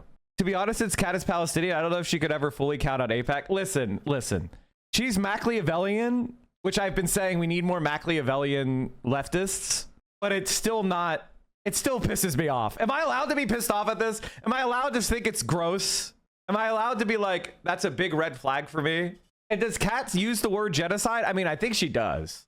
But since Jan retired, fuck it. I don't care. It's just a red flag for me. It's just like a thing that I'm going to put into my mind and never forget. She's literally Palestinian. Yeah, I think she's called it a genocide, guys. I think you guys are wrong. Again, stop saying dumb shit. I know it's hard. You're a chatter, but please don't. I actually like Kat. I'm just saying this bothered me. This bothered me quite a bit, and it was very vexing. And I was like, when I can't come up with a good reason for someone doing a thing, it sticks in my craw. She 100% sacrificed a potential ally for an easy win, and it's annoying. It's not like we're going to oppose her. Yeah, I mean, I don't know that I would call it an easy win. It's hard to win. And quite frankly, I want a young progressive who's good on social media to be winning. So this is politics, chat. This is politics. If you're not willing to feel a little bit yucky once in a while, then you're not built for this. It is what it is.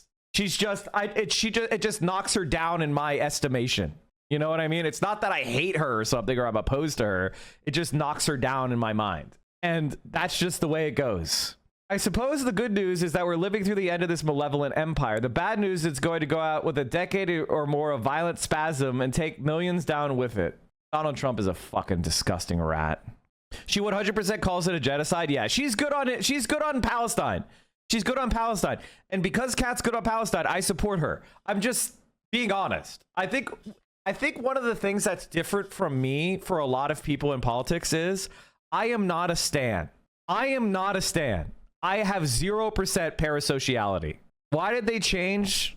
What? Oh, I changed the channel theme to red. Is it bad? Should I not do that? You guys hate it? I changed the channel theme to red. The COO of Lockheed Martin says we are at the beginning of a 3 to 5 year surge in defense spending. Oh, great. The COO of Lockheed Martin, Frank St. John, thank you for joining us. Lots to discuss because defense is the topic that is happening right now. And a lot of people are saying defense spending, are we in the beginning stages here, given everything we're seeing, Ukraine? I'd rather an old progressive be forced out by a younger progressive than a Zionist or centrist take the seat. I mean, it is what it is. It is what it is. I just believe in making you guys as smart as me, right? Like, I am not going to pretend to love someone when I have a big red flag in my mind. You know, it is what it is. I'm not a stan. I'm not a propagandist. I'm not being paid. I want her to win. You know, that is concerning for me because we need people to not do that. We need people to take on the hard fights. We need people to primary Zionists. We need people to primary centrist leadership. We need people to like make the hard fights. And Kat didn't do that. So like, you know, it is what it is. Red flags are good. Red flags are good. Good point. Red flags are good. It's a white flag. Your spider says, does it sense another Fetterman? No. I mean, I get things wrong occasionally. Maybe she'll be even better than I think. But it's just one of those kind of like things that I see and I'm like, I'm so confused. Oh, I said yesterday, Jay Marianne, that people saying red flags are bad is anti-socialist propaganda and that white flags are bad. That red flags are good. I missed it. What did she do? It's honestly not that important anymore. It is what it is. I like Kat, but it, you know, whatever. It's just something that when I'm like thinking, who do I want to lead the progressive movement? It's going to be something that I never forget. You know what I mean? And people do shit like that. Like Bernie Sanders has been shitty on Israel and like he blames the genocide on Netanyahu. He doesn't call it a genocide. I will never forget that. Now, is Bernie Sanders better on Palestine than almost every other senator? Yes. But that is a permanent stain on his record that I'm never going to forget. It is what it is. The Middle East, or are we sort of in those middle innings? Where would you say we are? Hey, Phil, good to see you again. And I would say we are in probably the beginning of a 3 to 5 year surge in defense spending, especially here in Europe. The first couple of years, there was a lot of dialogue and understanding the issue and understanding the demand for deterrence capability. Now we're starting to see those budgets come into play in the European countries, as well as some increases back in the U.S. domestically. So I think for the next 3 to 5 years, budgets are going to be pretty substantial. Back in the U.S., a lot of people have heard the president talk about the Golden Dome missile defense system. On paper, makes sense. But you know there are more than a few cynics out there saying, now wait a second. Huge country like the United States, could Golden Dome actually work? Give me your perspective in terms of not only can it work, you obviously believe in that, but how quickly could we see a system implemented? Well, as the world's leader in integrated air and missile defense, Lockheed Martin is really proud to be part of bringing President Trump's vision to pass. And there are a lot of existing capabilities, be it space-based sensing, command and control, surface-based sensing and effectors that have been proven in conflict over the last several years that are already in existence. The real challenge is scaling that up in quantity and then creating the integration of those separate pieces. And so we definitely think something can be fielded on a rapid pace. Sorry about that, chat. Vio was like, could they make you deploy?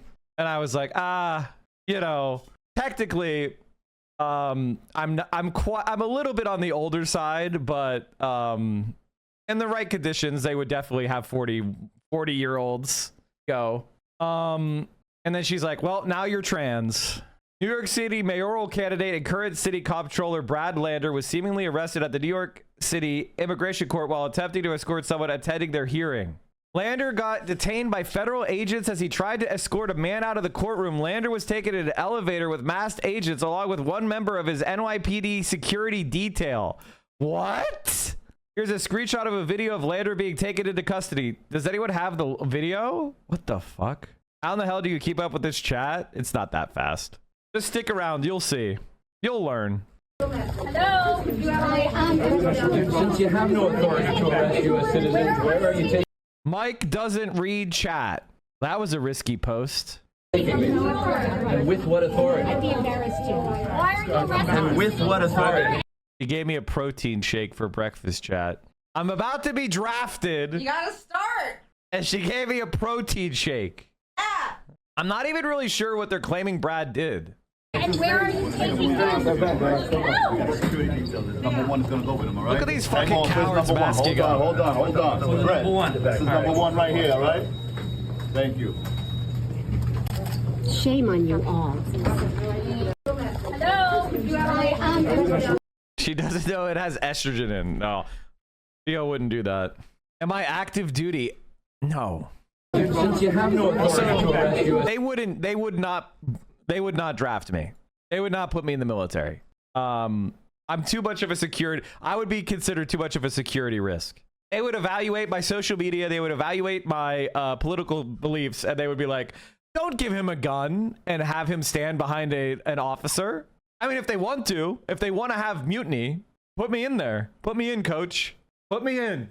There's a really good video on this very topic that I recommend on fragging called, wait, I thought he had a fragging video. Did he get rid of it? You guys remember what his fragging video was? Fuck.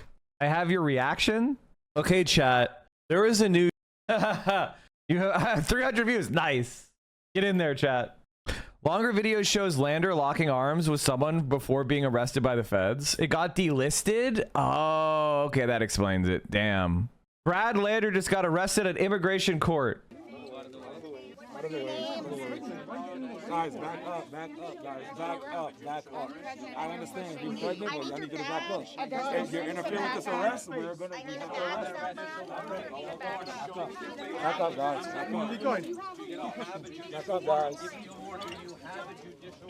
This is not legal to take someone without a judicial warrant. Please don't put him in the elevator and then claim you have the warrant. We don't have a warrant for him. I will let go. So show it. Let us see it. So let us see it before you take us for warrant. Excuse me, please stay back. Take it back. This is what we need. Disobedience. Resistance. Step back. Please, step back, guys. Step back. I'm sorry, but man, I'd fight back. He's trying to avoid felony charges, man. There's no little bit of fighting back. There is no little bit of fighting back. All right? You either are fighting back or you are passively resisting. There's no like little fighting back. I remember a month or so ago, you were saying you didn't like ranked choice voting based on its implementation in New York. Has that opinion changed since then? My opinion is this. Open President, thank you for the 10 tier ones. Here's my take. I'm going to be totally honest. I like it when it's helping the left, and I hate it when it's hurting the left. That's my answer. Open Presidents with 100 bomb. Thank you. Not 10. The 100 bomb. So my feeling on rank. So it seems that they will all be deported by New York Times article says over 1 million self-deported already. Didn't you see that Donald Trump just, wait a minute, Aspen Golden Joyer, did he not show you Donald Trump caving? Didn't he show you Donald Trump caving on immigration shit? He just started caving. You fucking cuck. Peter? Thank you, President Trump. I have two. First, on immigration. What made you change your mind about Trump reverse the reverse? Send me it. Show me it. Targeting in California farmers and people in the hotel and leisure business? Well, we're not targeting. In fact, if you look today, I put out a statement today about farmers. Our farmers are being hurt badly by, they have very good work. You know how we've just had demented presidents that don't have control over anything for like 12 years now. Trump officials reverse guidance exempting farms, hotels from immigration raids. So like 4 days ago, he says we're going to exempt them. Now it's getting reversed back by Stephen Miller. The Department of Homeland Security on Monday told staff that it was reversing guidance issued last week that agents were not to conduct immigration raids at farms, hotels, and restaurants. What? Is Donald Trump even the president? Yeah, we saw that already.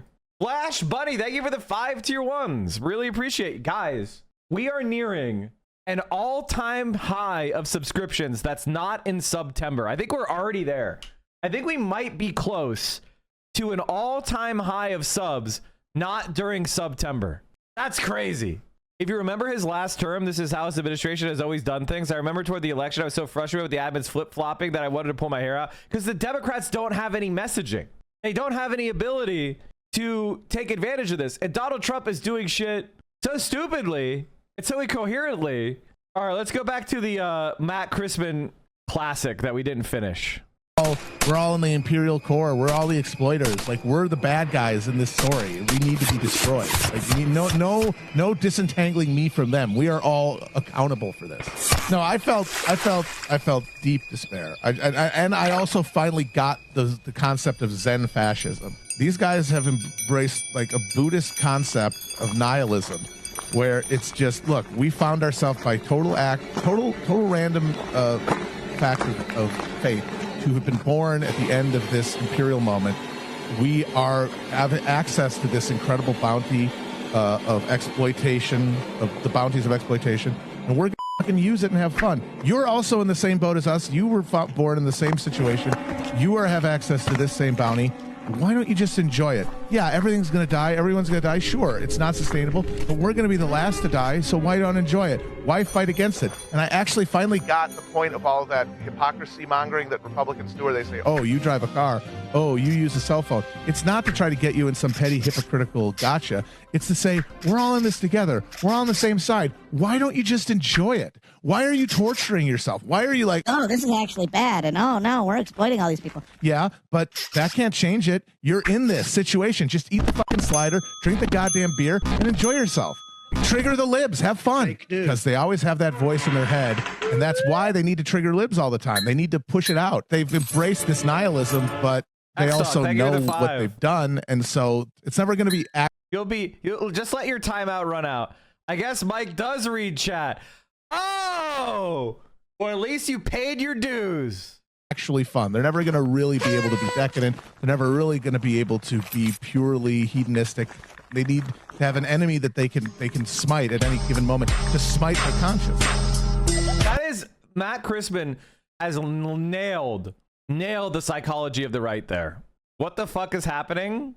The president recently ordered a change to the Unified Command Plan. This change shifts Greenland from the U.S. European Command area of responsibility to the U.S. Northern Command area of responsibility, consistent with the president's intent and the interim National Defense Strategic Guidance.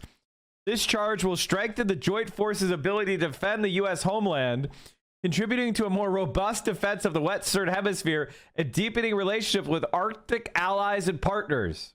He's such a dumb piece of shit. He's such a dumb piece of shit. You just posted right before we took off that you're not leaving because of a ceasefire. Why are you? Can you elaborate? Look at it better than a ceasefire. We're not looking for a ceasefire. I didn't say I was looking for a ceasefire. That was Emmanuel, nice guy, but he doesn't get it right too often. But we're not looking. We're looking for better than a ceasefire. What specifically is better than a ceasefire? What are you looking for here? An end, a real end, not a ceasefire. An end. So something that would be permanent. Yeah, or giving up entirely. That's okay too. Are you close there? Is that possible? Is that possible in the next 24 Why not? Certainly possible. Complete give up. That's possible. Yeah. Uh-oh. Indonesia's Mount Luwuputupi. That was, how do you say this? Luwuputupi. No, that's not it. PronounceNames.com. No, that's not the word. That's not it. Lewotobi. Lewotobi. Lewotobi. Okay, I did it. We figured it out. What the fuck is that? We're gonna all die to a volcano I can't pronounce. You know what he's doing? He's trying to bluff. Guys, he's moving F-35s to the Middle East. Don't cope. He's dumb. Israel bombed the headquarters of Iranian state television Monday in the latest escalation of Israel's 5-day war. Israel also assassinated another top Iranian official, Iran's wartime chief of staff, Ali Shadmani. The bombing of Iranian state TV occurred while the station was live on. I just introduced an Iran War Powers resolution with Rep. Ro Khanna to prohibit U.S. involvement in the Israel-Iran war. This is not our war.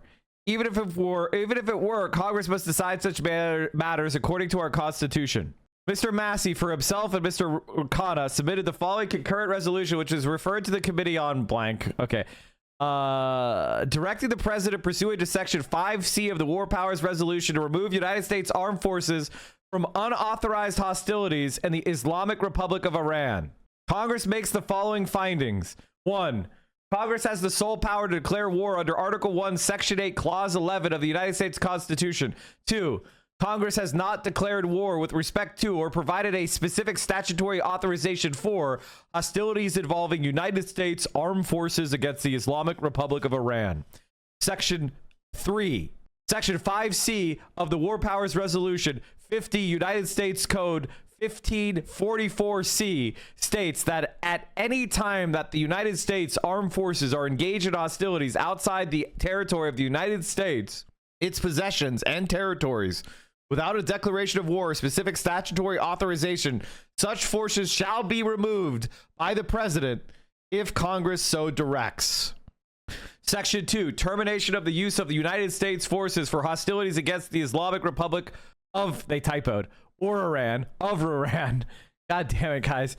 Termination. Pursuant to Section 5C of the War Powers Resolution 50 U.S.C. 1544C, Congress hereby directs the president to terminate the use of United States armed forces from hostilities against the Islamic Republic of Iran or any part of its government or military unless explicitly authorized by a declaration of war or specific authorization for use of military force against Iran. Nothing in this section shall be construed to prevent the United States from defending itself from imminent attack. On the air. What you observed, what you heard, this dust in the air.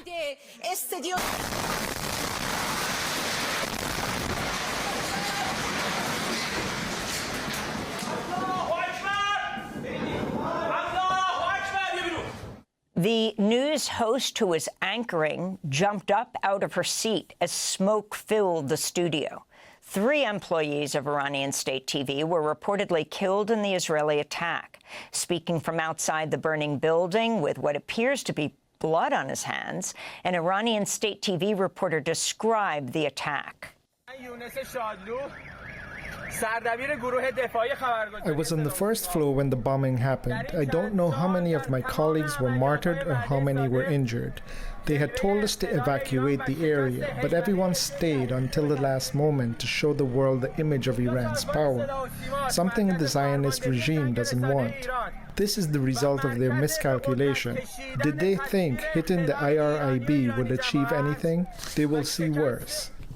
And President Trump is back in and we're going to turn to President Trump is back in Washington, D.C., after cutting short his trip to Canada for the G7 summit, citing concerns about the conflict in the Middle East. Earlier Monday, he said on social media, everyone should immediately evacuate Tehran. Late Monday night, the Group of 7 released a statement expressing support for Israel and calling Iran a source of instability, as well as calling for a broader de-escalation in the region. President Trump signed the statement after initially declining to do so. Speaking to reporters aboard Air Force One, President Trump told reporters Iran cannot have a nuclear weapon and said, quote, "I'm not too much in the mood to negotiate now." I've been negotiating. I told them to do the deal. They should have done the deal. Their cities have been blown to pieces. They've lost a lot of people. They should have done the deal. I told them, do the deal. So I don't know. I'm not too much in the mood to negotiate now. Meanwhile, the Israeli Prime Minister, Benjamin Netanyahu, has refused to rule out the assassination of the Iranian Supreme Leader, Ali Khamenei. This is what he said on ABC, speaking to reporter Jonathan Karl. The president flatly rejected a plan, an opportunity that the Israelis had to take out the supreme leader. Do you understand his concern? My understanding is his concern is that this would escalate the conflict beyond where it is already. It's not going to escalate the conflict. It's going to end the conflict. For more, we're joined by 2 guests. Nagar Mordezevi is an Iranian-American journalist, host of the Iran podcast, senior fellow at the Center for International Policy, joining us from Washington, D.C. And Ori Goldberg, an Israeli political analyst and scholar who's written extensively on Iran, Israel, and the relationship between religion and politics in the Middle East. His latest op-ed for Al Jazeera is headlined, "The Real Reason Israel Attacked Iran." We welcome you both to Democracy Now! Nagar Mordezevi, I want to begin with you. You have this chilling warning from the President of the United States as he cuts short his meeting at the G7, comes back to the Situation Room in Washington, D.C., and says all should leave Tehran. We're talking about millions of people.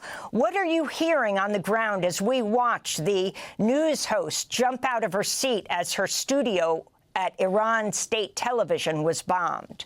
Amy, I can say everyone I've spoken to is in shock and horror. First of all, people didn't expect this coming from day one. And as your reportings has shown, from day one, civilians have also been the target, even though the attacks were framed as an attack on Iran's nuclear program, political, military target. That wasn't only the case, and civilian homes, residences, sometimes of the commanders, but also neighbors.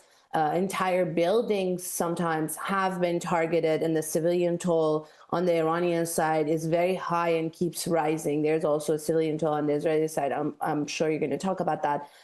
So far, it's over 200 people killed in these attacks in Iran, and most of them civilians, 1,500 injured. So it's a horror. And also in Tehran, this directive essentially coming from President Trump, we don't know what to make of it. How can a city, a metropolis of 10 million people suddenly evacuate, and to where? I mean, we're talking about women, children, the disabled, elderly, sick people. How can people just get up and go? The very few, and I would say maybe the lucky few who have homes or family or access to places outside of Tehran, who have tried to leave the city in the past few days, have been stuck in very, very congested traffic of roads trying to get out of the city. And gas stations have very long lines. I've spoken to someone who was trying to go to a city north of Tehran that normally takes a 3-hour drive. They had to wait in a gas station for about 6 hours just to fill up a tank, and then an overnight trip of about 12 hours for a road that would normally take 3 hours. And this is before the Israeli directive for people to evacuate an entire neighborhood, and then President Trump's post that says everyone should leave Tehran. So it's going to create chaos, mayhem. I don't even know if a lot of people are taking this seriously. The government is not taking this very much seriously. They have put out some directives for people to go to metro stations or mosques or take shelter in places. But I think even the government themselves, they're in shock.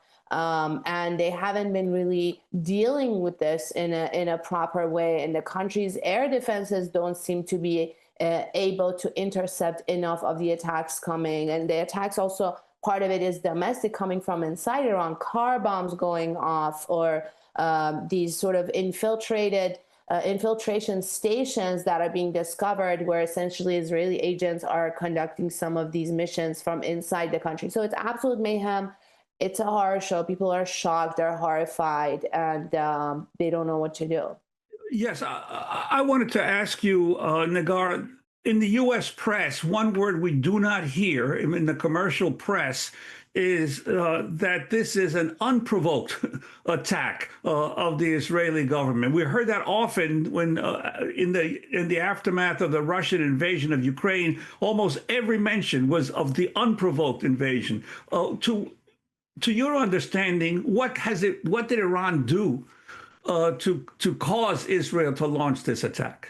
Well, this is a great point you're making, both in the statement of political leaders of the West, and also that trickles down, I think, to the media coverage. You see a very clear bias and sort of a double standard, or hypocrisy, if you may, on how they deal with these different situations, sort of the international rules-based order, the laws of war, and how you frame these things. So from the beginning, the Israelis were framing their attack as a preemptive attack. A preemptive attack has a meaning in international law. It means the enemy was about to imminently attack you any minute, and you discovered that, and you try to preempt that by attacking. Israel chose to start this now to distract from Gaza?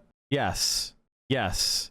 They are expanding the war because they're also completing their genocide and annexation of Gaza and the West Bank. They're distracting from their other crimes by committing even more crimes.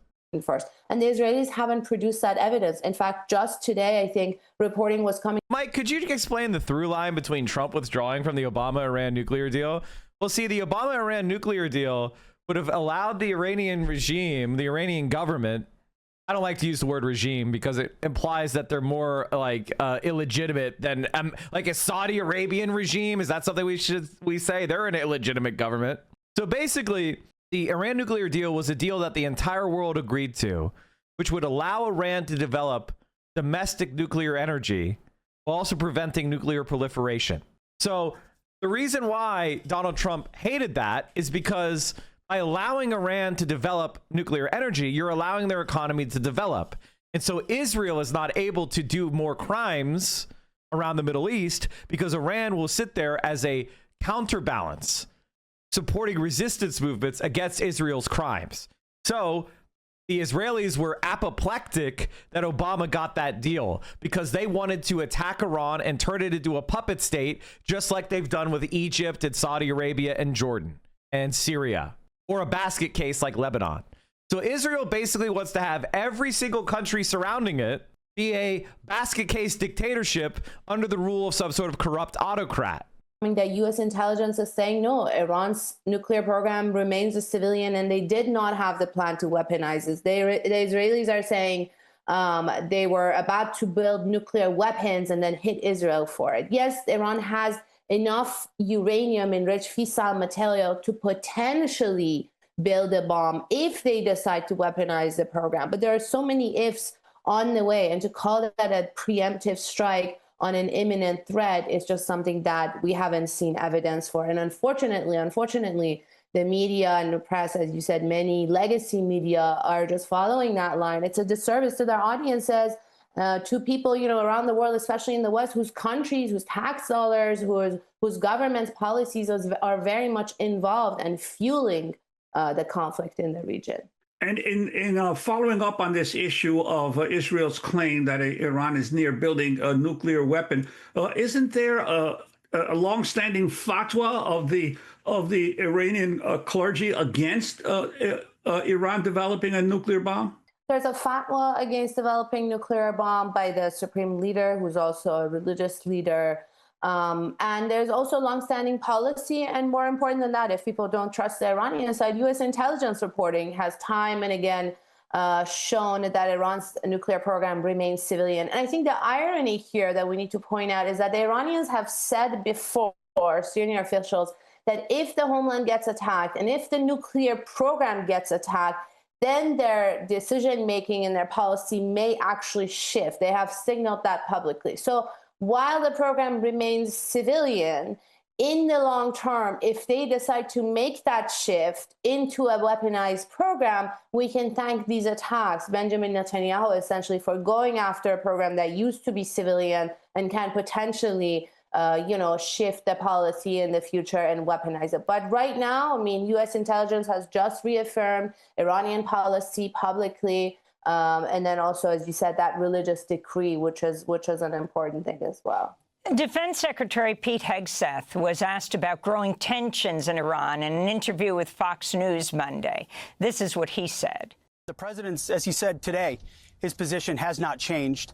What you're watching in real time is peace through strength and America first. Our job is to be strong. We are postured defensively in the region to be strong in pursuit of a peace deal. And we certainly hope that's what happens here. And America first means we're going to defend American personnel and American interests. So when you see jets and you see air defense assets and counter UAS assets, that's because my job as the Secretary of Defense is to ensure that our people are safe and that we're strong so that we can set the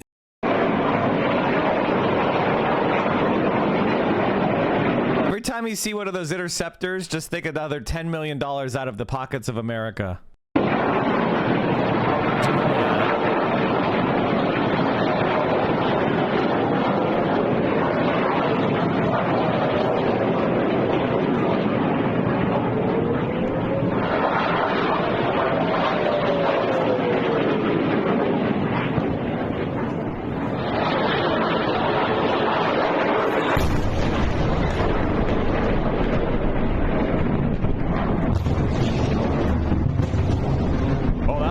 Direct hit. That looks to be a direct hit. Failed interceptions.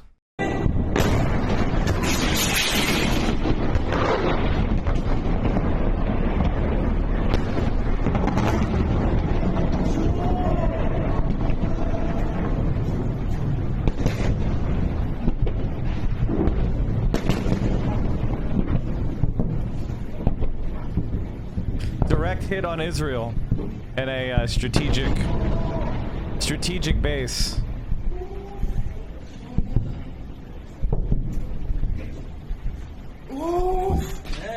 Trump has to be the dumbest man alive. You can't demand unconditional surrender for a war you're losing. How could anybody be dumb enough for this to work? I don't know that they're losing the war, because the United States has a massive advantage as far as wealth, military expenditure, and personnel and technology. So it's hard to say that they're losing the war yet, but certainly it's not going great. This is the first time Israel has had to suffer actual consequences since October 7th. I don't think that's a good sign. The conditions for a deal, and President Trump's made it clear it's on the table. The question is whether Iran will take it. On Monday, Iran called on President Trump to force a ceasefire. This is a reporter questioning. Yes, we already covered Brad Lander getting arrested, chat. Is manufacturing a good read? Manufacturing consent? Yes. Trump. Have you heard any signals or seen any messages from intermediaries that Iran wishes to de-escalate the conflict? Yeah. What have you heard? What have you heard from the Iranians? They'd like to talk, but they should have done that before. I had 60 days, and they had 60 days, and on the 61st day, I said, we don't have a deal.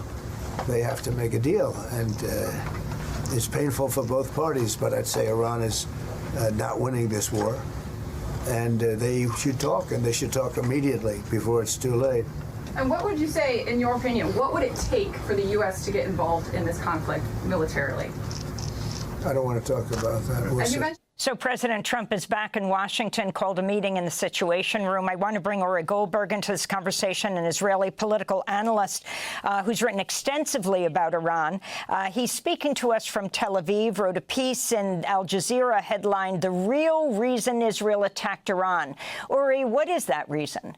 The reason, I think, is Netanyahu's desperate attempt, last chance attempt, if you will, to draw the world's attention away from Gaza. Real reason Israel attacked Iran is that Israel has reached the end of its rope and has exhausted all of its options in Gaza. Israel cannot make any sort of progress in Gaza. It keeps on killing Palestinians regularly, which is the only thing that it is at its disposal. And I think Netanyahu felt the global sentiment shifting on Gaza. I think he saw the potential reversal of his fortunes with regard to what Israel was doing in the Gaza Strip. And because of that, he attacked Iran. To continue Ms. Mortazavi's point, the notion that this was a preemptive strike is ridiculous. Obviously, this has been planned for long months, perhaps even years, and this was carried out precisely at the right moment that was deemed fortuitous for reasons of political timing. It seems that there is no serious intelligence outfit in the world, and that includes both the American DNI and Israeli Mossad, that assessed Iran's nuclear situation as an imminent threat. That, I think, only stresses this point further. Netanyahu did not go to war with Iran because he sensed a window of opportunity to decrease the threat to Israel. Netanyahu went to war with Iran because of Gaza. Ori Goldberg, would you say it's fair to say that the imminent threat was not Iran developing a nuclear bomb, which, of course, Israel has, but Iran and the U.S. were perhaps about to negotiate this nuclear deal, very similar to the one President Obama negotiated with Iran? I think you're absolutely right. I think Israel at the moment defines its security as continuing to enjoy absolute and total impunity, as the ability to shoot at and kill whoever Israel wants, wherever Israel wants, whenever Israel wants, for as long as it wants, without paying any kind of price. I think that the potential agreement between the United States and Iran would have spoiled that tremendously. I think Israel is attempting to operate as a disruptor throughout the Middle East. Any kind of long-standing, obliging agreement that would perhaps settle the very volatile political climate, the most threatening one for the security of Israel, as I now defined it, would have been an agreement between the United States and Iran. And, Ori, what about the impact of this Netanyahu decision on... I don't think that Israel is getting their shit pushed in. They're inflicting heavy damage on the Iranians. The Iranians are just punching back, which is an unusual condition for Israel. They're not used to having anybody punch back. They're used to having complete superiority over their foes as non-state actors. So when Iranian missiles rain down on Israel and forces Israel to actually suffer some consequences for their actions, which is what they're not used to. Iran gave a ton of concessions. They just wouldn't completely give up their right to enrich uranium for their own power plants. And Trump was saying they had to give up all enrichment, which would basically make their power plants useless. So they said, we want to be able to have low-level enrichment with UN supervision. And Trump said, no, you had to give up your nuclear energy. And they said, no, that's not them not giving concessions. Them saying we'll never enrich at a high level, them saying we'll never get nukes is a concession. Popular protest movement against him within Israel. As a result of these attacks now, basically the population is forced to shelter in place. Well, I just read an interesting Facebook post this morning where this young man who was, I think, a senior operative in the protests said, all you people who think that this is simple, that we shouldn't go to war, or that we should destroy all of our enemies at once, you should realize that reality is complex. And I think I'm quoting directly when I say, he wrote, this war is the essence of Zionism or the purpose of Zionism. But on the other hand, we are against this vile government. For now, we have a war to win, so it's not time for sowing propaganda and dissent against the government. I think that's a very popular attitude, especially among the people who protested against Netanyahu. Israelis are known for rallying around the flag. I would say that Netanyahu's conviction that should he begin a war with Iran, his political support would skyrocket. I think that's proved to be quite wise on his part, certainly for the short term. Iran is the most broad consensus there is in Israeli politics.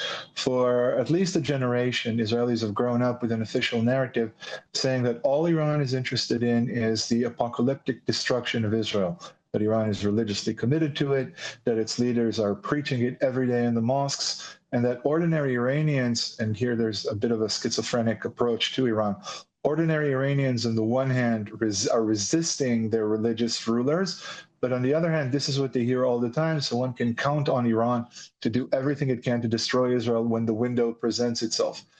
This means that anybody who goes to war against Iran, especially after 2 years of abject shame and failure in Gaza, the Israeli genocidal campaign in Gaza was not a success as far as most Israelis are concerned. After 2 years of this abject failure, Israel was very thirsty for a quote-unquote win. The first night of Israel's war with Iran was spectacular tactically, and a lot of Israelis are now, I don't want to say jubilant, because as you say, not only are we sheltering in place, but the entire fabric of life of this country has been tremendously disturbed. Israelis are not jubilant, but Israelis, most of them, the great majority of them, are saying this is the most just war Israel has ever fought, and we should continue fighting it. Just as a last point, that phrase, the most just war Israel has ever fought, was exactly the same phrase used to justify Israel's actions in Gaza. The assassinations that Israel is carrying out in Iran right now are precisely the MO Israel used in Gaza. Israel is, in effect, trying to destroy Hamas in Tehran. And what is your sense of how the Iranians have responded so far, and what might be a way to achieve some kind of ceasefire and truce here?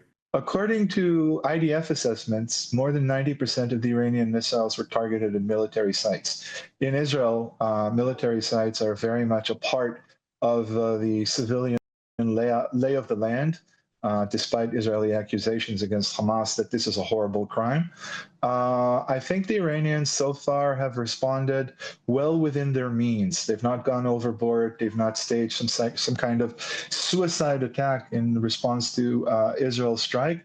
I think the Iranians are trying to pace themselves. I think they're saving a lot for potential escalation. But I get the sense that the Iranians are quite ready to sit down and talk. The political decision that needs to be made is one that needs to be made in Jerusalem. I don't know if Israel is capable at this stage of making such a decision, Netanyahu is very much high on his own supply. He feels invigorated. He feels he has re-won the support of the people. This should come from the outside. The talks, ceasefire, potential de-escalation, as the G7 leaders call it, this should be superimposed from the outside. I don't see the Israeli public, and certainly not Israel's leadership, making such an independent decision at this time. Ori Goldberg, we want to thank you so much for being with us, an Israeli political analyst in Tel Aviv. German Chancellor Merz on Iran. Israel is doing the dirty work for us. Israel is doing dirty work for all of us in Iran. I mean, that's just, they're just saying the quiet part out loud. They're just saying the quiet part out loud, which is Israel's genocide is the support of the West.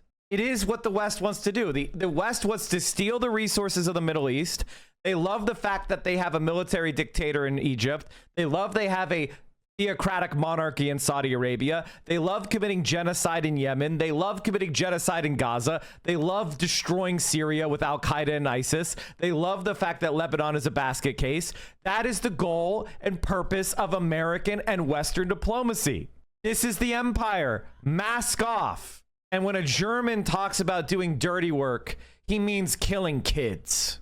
This is why we have to stand up in our own country against these imperialist scum, whether they're Republicans or Democrats. And if you're on the left, if you consider yourself a Democrat, you have even more of a duty to fight against these people until we throw them out of our party. We are also victims of this regime. This Mullah regime has brought death and destruction to the world, he added. That is absolutely batshit fucking crazy. That is unbelievable. That is insane. These people are unhinged. March, when Ned, if I flash back to March, when the director of national intelligence said this, quote, the IC continues to assess that Iran is not building a nuclear weapon, then we hear from the president today. What do you make of what appears to be conflicting statements at the very least in their assessments between the president and the DNI?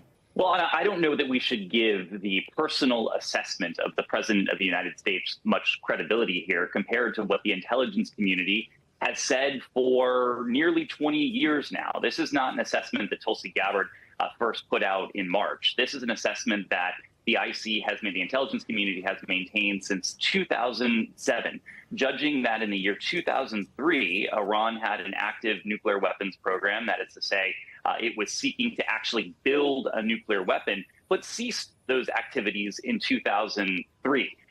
For the president to now say that the intelligence community is wrong, he is contradicting some 20 years of intelligence that has gone into that just as you said, was reaffirmed most recently by Tulsi Gabbard in March. So I think the broader question here, Anna, there are really two.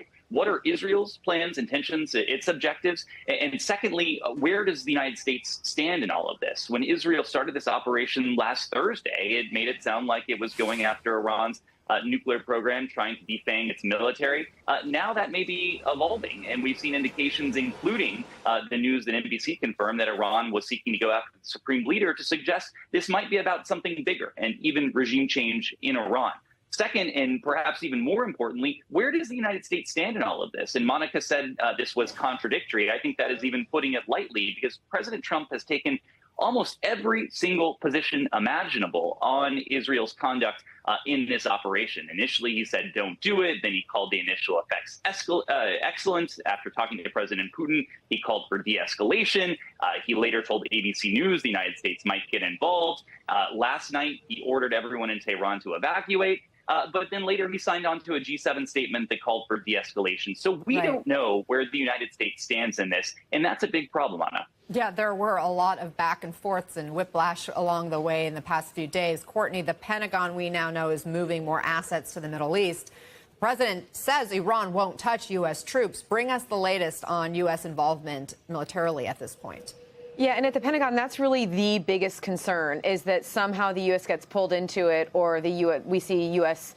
military or personnel in the region who are injured or even worse as this back and forth continues between Iran and Israel. Now, the U.S., as you mentioned, is moving another carrier strike group into the region. The USS Nimitz was in Asia. I mean, it's very important to point out they were supposed to have a port call in Vietnam, which is pretty rare and difficult to arrange, and it was canceled at the last minute so that they could move them forward to the Middle East, where they ultimately were going to be going anyway. They'd be going in to eventually swap out the USS Carl Vinson. You see it on the screen there, but now instead there's going to be an overlap of about a month or so of the two of them there in the region. Keep in mind that the last several carrier deployments to the region have basically all been extended, in some cases for months, because of ongoing tensions in the region. The Vinson is already there. As I said, there are associated ships with it, and the U.S. also has some destroyers, ballistic missile-capable destroyers in the Mediterranean. They're moving more into the region. Anna, what our viewers should take from all of these moves is this provides more U.S. military capability for defensive posture. So if, in fact, Iran is launching off a barrage of missiles or drones or whatever it is towards Israel, the U.S. can help with that defense. But they also bring a significant offensive capability if, in fact, the United States does get drawn into this in a more military, some sort of a more military fashion.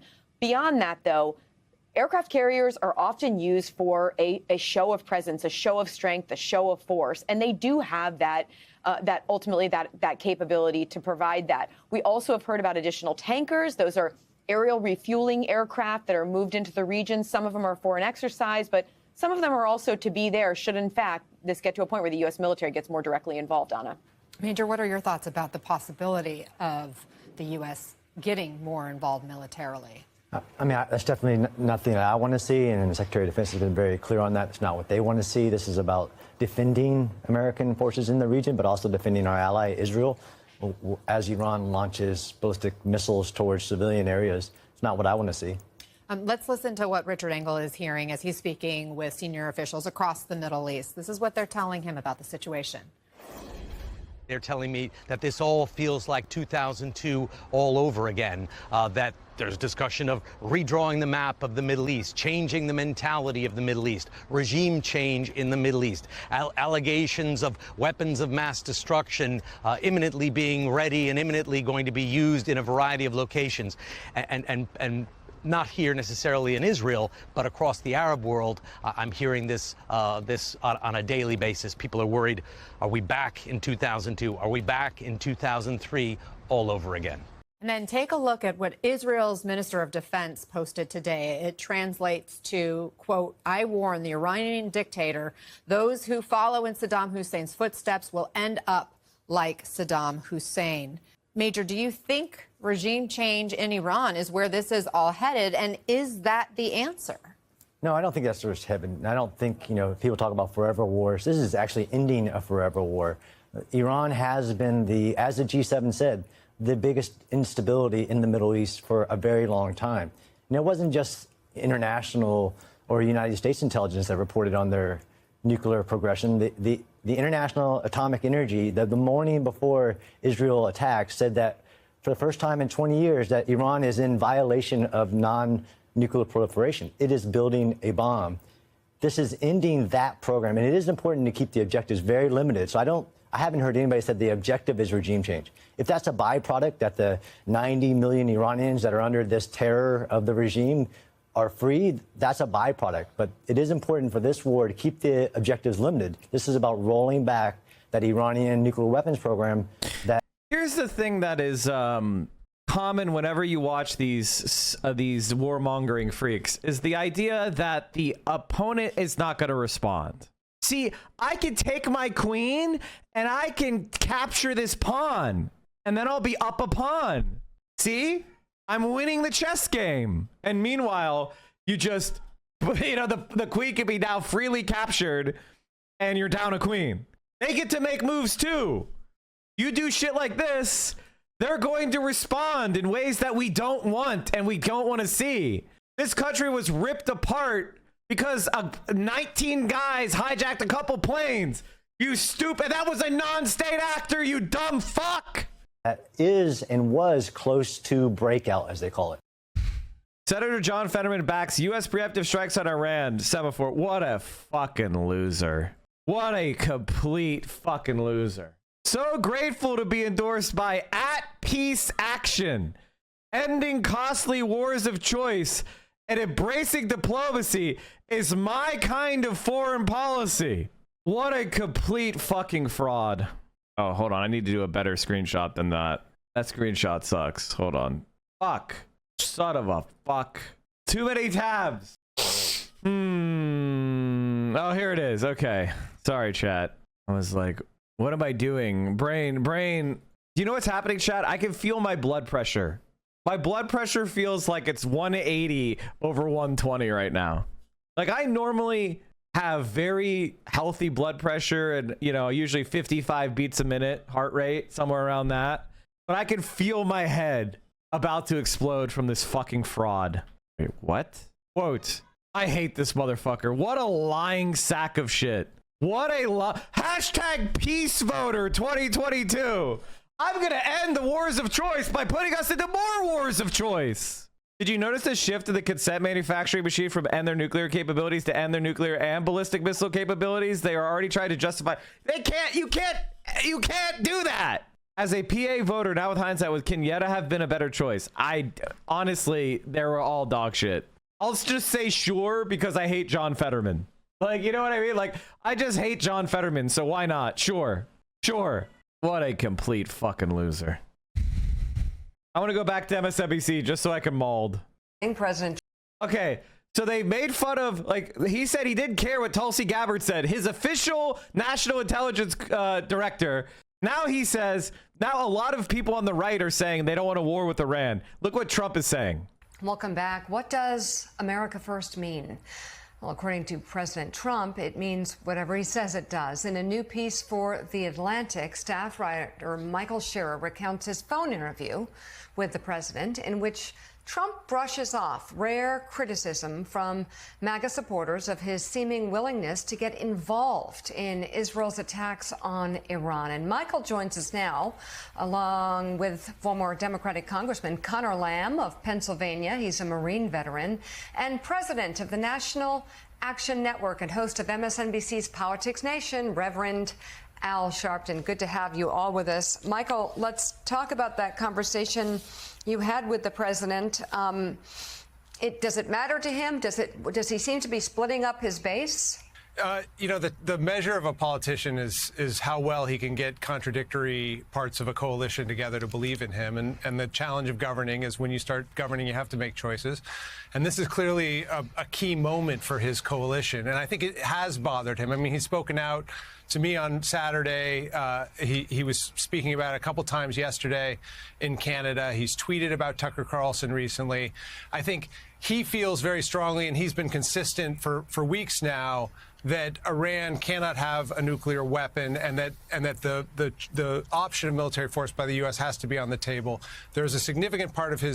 There's no evidence that there's a nuclear weapon. It's just made up. We fell for this same lie in Iraq.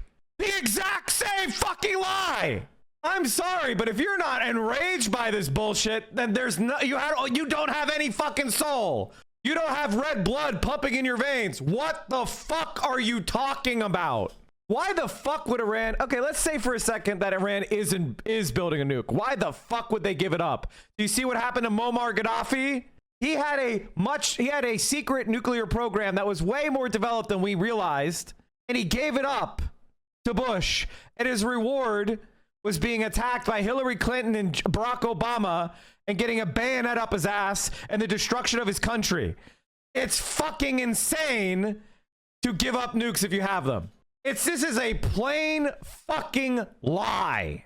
His base that sees in that statement a return to sort of the Bush doctrine of the early 2000s. I mean, that's where Tucker Carlson's coming from. He felt very burned by the invasion of Iraq. And we're going to see how that plays out over the coming days. And correct me if I'm wrong, Michael. It seems like he's always has been in line with his base, unless I'm forgetting something.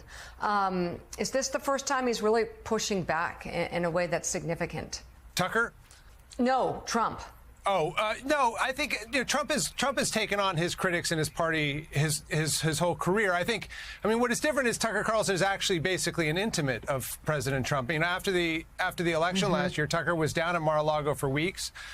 He's very close to the president's son. He's very close to Robert F. Kennedy. He was part of conversations about the formation of the government. If you go back to his time at Fox and after he left Fox, he was the most Trumpist of the people there.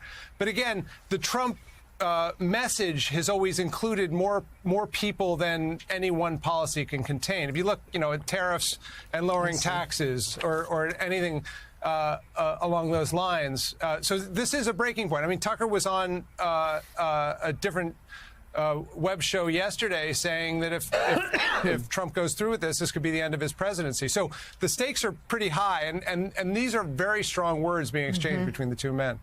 Yeah, certainly some sharp divides. The Tucker Carlson weighing with Steve Bannon, Mark Levin, and others on the other side. Congressman Lamb, former Congressman Lamb, your state obviously is one that has gone for Donald Trump twice, Pennsylvania. It is one where certainly it's a lot of veterans in that state, people who feel very deeply about what happened in Afghanistan and Iraq. You give us your take here as to, I mean, you're surrounded by Republicans all the time. Like this Trump base, how fragile it may be on this issue. It is something that does feel like could be really divisive. Absolutely. I mean, everyone lived through two wars that went on far longer than they should have. We sent a lot of our sons and daughters to serve in those wars. And I think the problem is Trump makes everything about his ego and about him. And so there's a big fear that, first of all, he's going to be manipulated into stumbling into a war just because he wants to feel tough or, somehow he feels threatened.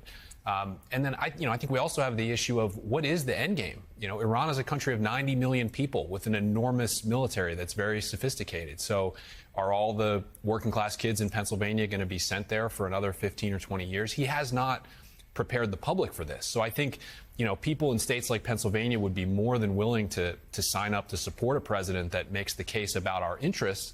But if it's just about his ego and how he's feeling on a given day, people are not going to support it. So, Rev, you've obviously known Donald Trump for a long time, and followed his moves closely. He is someone who, reflexively, his instinct seems to be he's pretty opposed to war. He has had occasions where he has, backed down using the lib. What? No, he's not. He's always been a warmonger freak. Stop spreading the propaganda. What the fuck are you talking about? You've called in some strikes now and then. He's been saying repeatedly he wants this war to end. He wants to go to the negotiating table.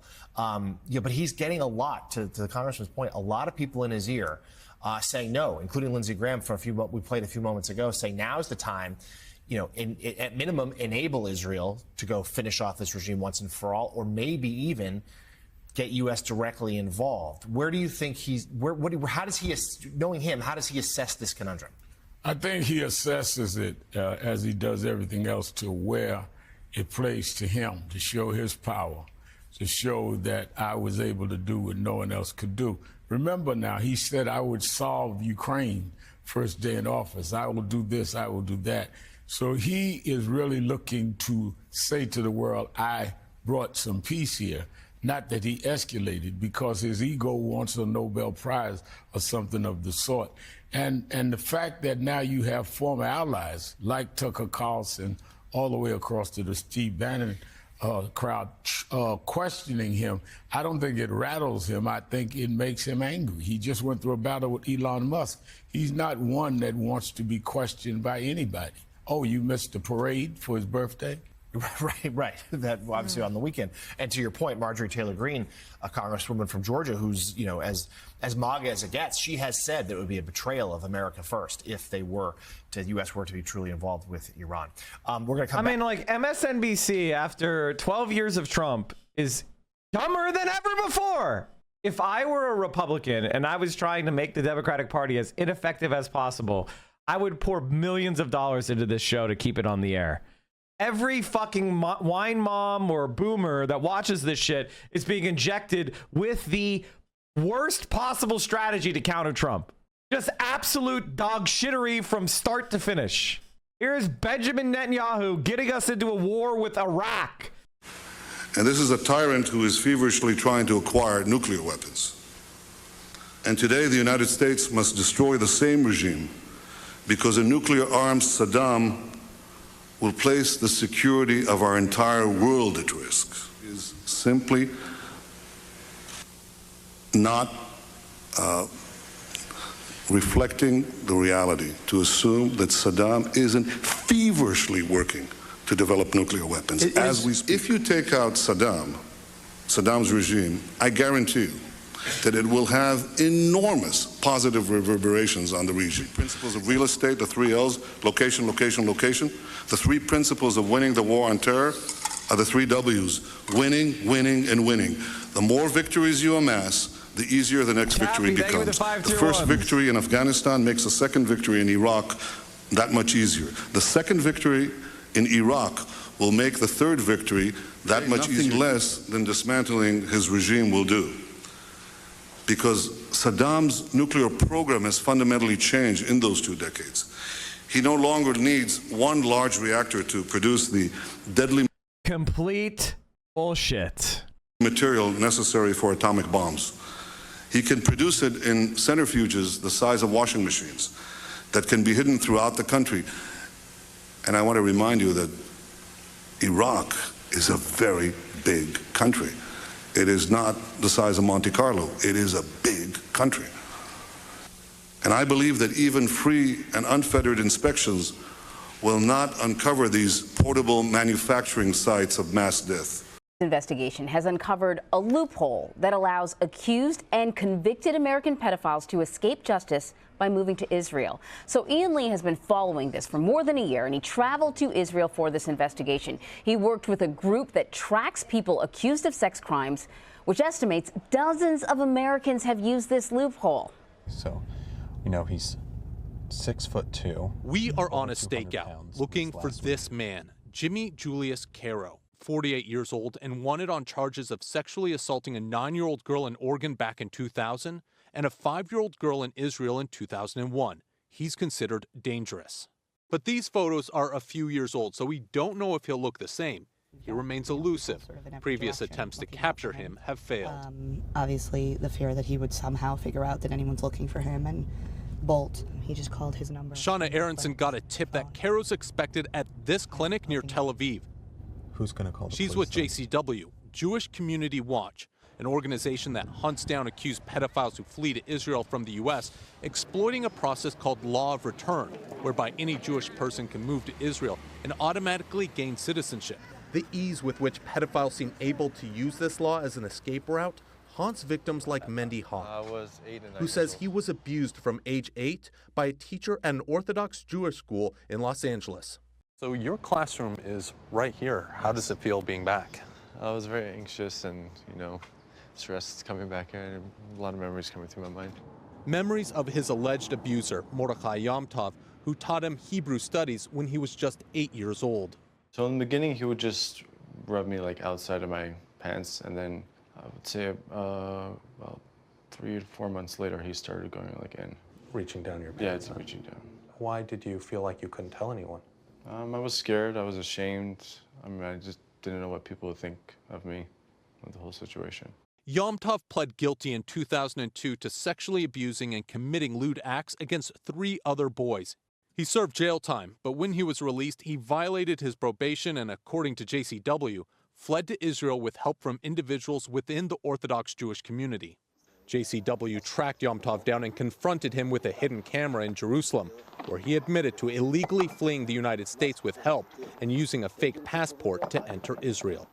I was supposed to stay for 5 years in the same city. I was supposed to, join the army side of sort of thing. I was supposed to go every 2 weeks to the police station. I left within a week later. He had this message for his victims. I'm very, very, very, very sorry. The other person in this video is Meir Seawald, the founder of Jewish Community Watch. He tells CBS News Yom Tov's case isn't uncommon in the Orthodox community.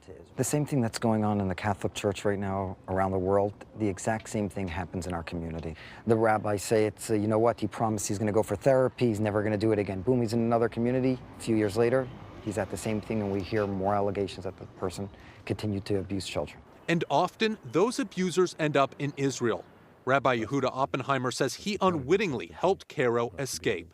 There was nothing that raised any red flags up to the point where he was moving to Israel. I wish I could say that, but unfortunately I can't say that. Violated his parole, and now they were looking for him. He said that there was something in the past that had happened when he was young, but nothing had ever happened since. I've changed and I'm a different person now, and you gotta help me. I felt... So the country is supporting pedophiles fleeing justice around the world? That's weird. Even if it's the last day of my life, I'd like to live one day in a world where selfless don't live and die based on the whims of nuclear-armed child molesters. Harsh but fair. Harsh but fair. Paid pro-Israel propagandist Ahmed Fawad al-Kahib argues that Iranian media workers are propagandists and thus combatants who should be killed. So let me get this straight. If you're a propagandist for a war crime terrorist state, you're a legitimate target, according to Ethan Klein's favorite, pro-Palestinian Ahmed Fawad al-Khatib. Hey, that's weird. Didn't Ethan Klein say that Israel was a terrorist state? And he endorsed Ahmed? Interesting. Interesting. People smile if you think that's really interesting. We need more nuclear proliferation. Everyone should have nukes. Iran should have nukes. It sucks that countries did not get nukes earlier. Like, everyone's like, Iran's developing nukes. We have to stop them from developing nukes. Why are they developing nukes? This justifies any action that we take against them. No, Iran deserves to have nukes. They should have them. Because if they don't have nukes, then what's happening to them now is what you can do to them. You have nukes, suddenly the US and other Western countries aren't going to fuck with you. The US has like hundreds, thousands of nuclear bombs ready and raring to go at any moment. And they have the gall to tell one of their victim countries, you're not allowed to have nukes. Like, the idea that there's some sort of moral justification here or some sort of risk to Iran having nukes, the only risk to anyone else that comes from one of the Western powers' target countries getting nuclear bombs is risk to their own geopolitical interests, risk to their own ability to coerce these countries. If Iran had nukes, not one single Israeli attack on Iran would have ever happened. The countries who shouldn't have nukes are the ones who have them right fucking now. The countries who should have nukes are the small ones who they want to coerce. The fear... And it's just comical that they even use it as a talking point. Like, oh, our enemies are developing nukes. Well, you have them.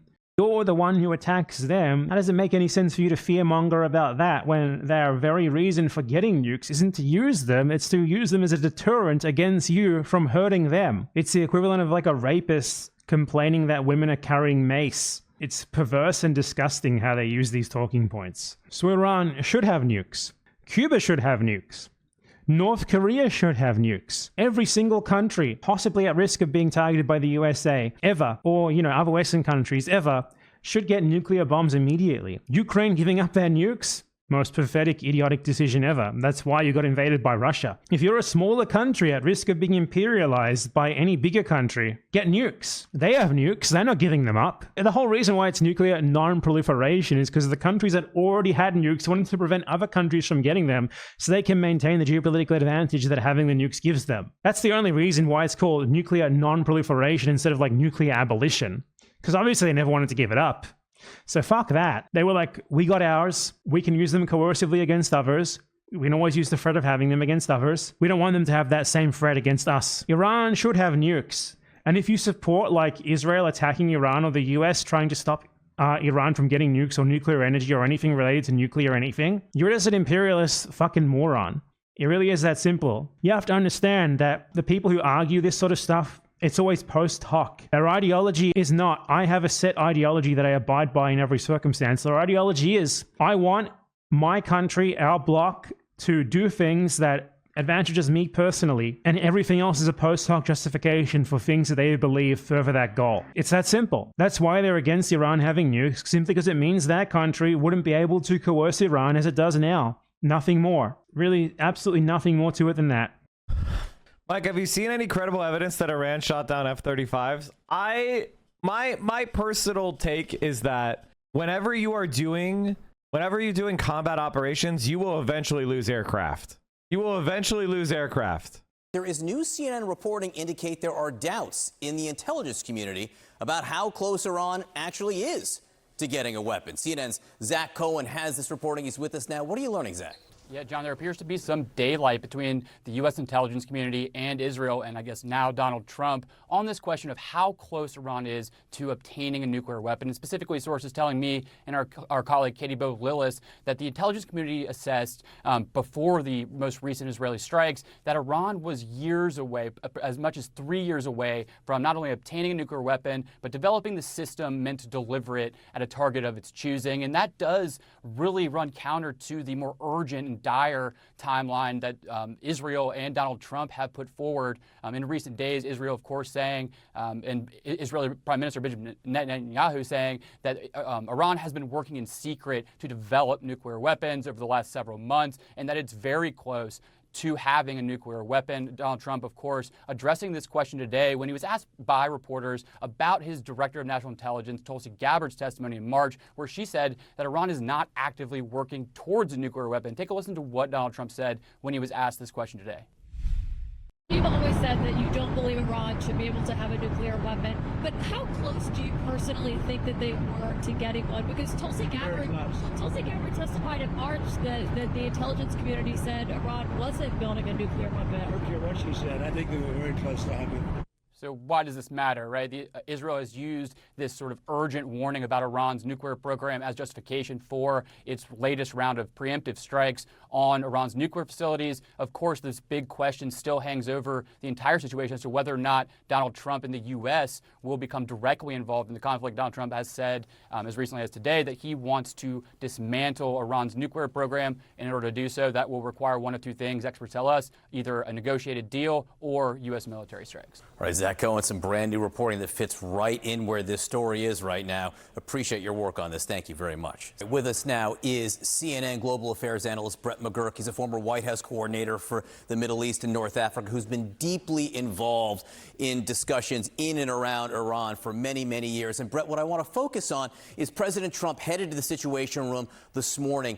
And much of the discussion might be focused around one site in particular, one nuclear site. I just want to put it on the map here so people can see. It's the Fordo nuclear enrichment site. We can push in a little bit to give people a sense of what it looks like, the area looks like. Why is this site so important?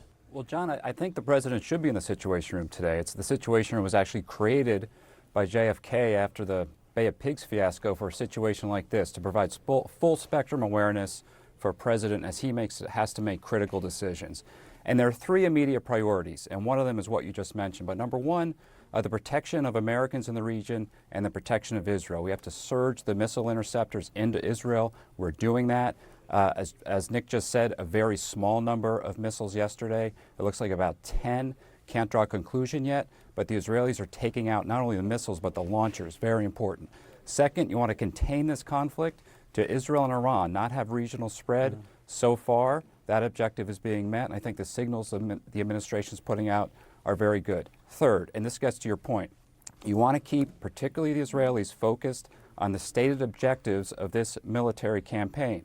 The stated objectives are dismantling the nuclear program and the missile program. That's it. You want to avoid mission creep. Now, on the nuclear program, there are three main sites, two enrichment sites, one at Natanz, much of which is above ground, some below ground. The Israelis appear to have very effectively targeted that site. The second enrichment facility is an underground facility called Fordo, which you just mentioned. Deep underground, dug into a mountain. It was an undisclosed facility. Brett McGurk is the guy who basically did the genocide in Gaza. He is an ultimate member of the Uniparty. He's in Republican administrations and Democratic administrations. He was the head of Middle Eastern policy. He is a genocidal maniac. He's probably one of the most evil men on the planet. And if I saw him in person, it would be like seeing a demon. And I would react exactly the same way. Until 2009, when it was discovered by intelligence and announced. Iran has very advanced centrifuges in that facility.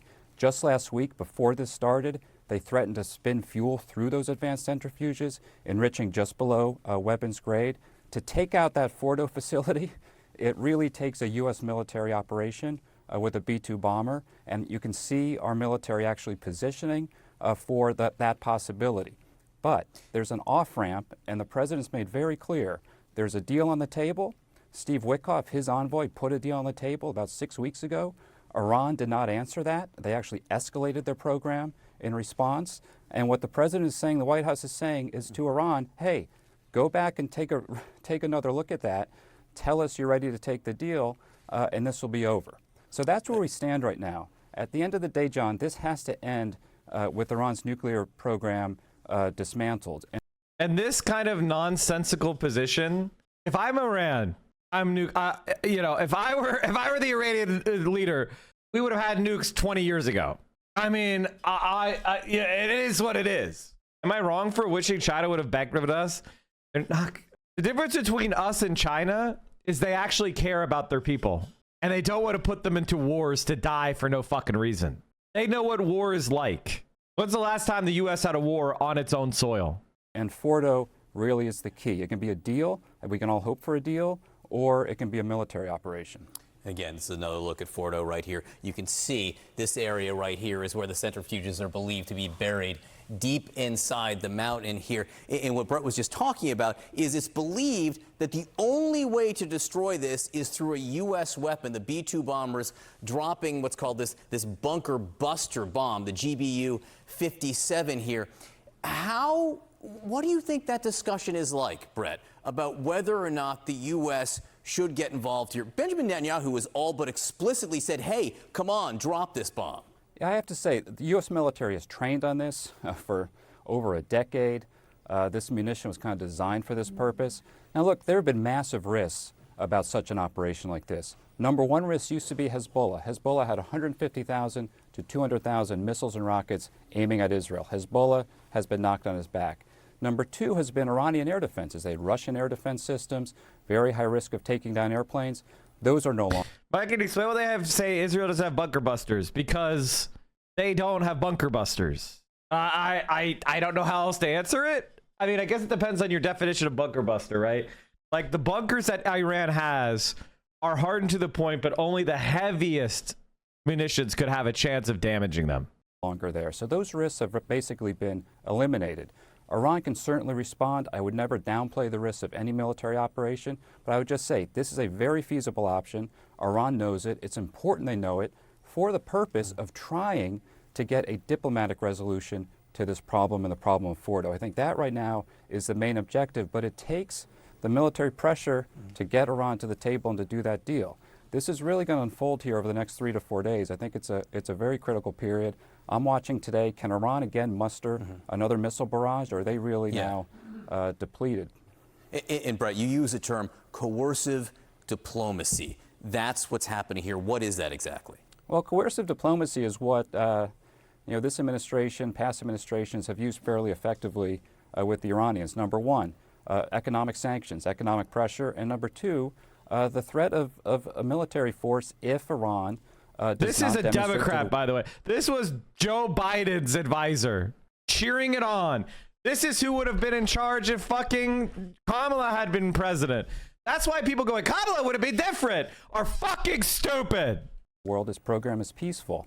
And I just have to say, last week, John, the IAEA issued a report, very comprehensive report. It was asked for last year. And they found Iran to be an egregious failure to live up to its non-proliferation commitments. The United States of America withdrew, you fucking scum.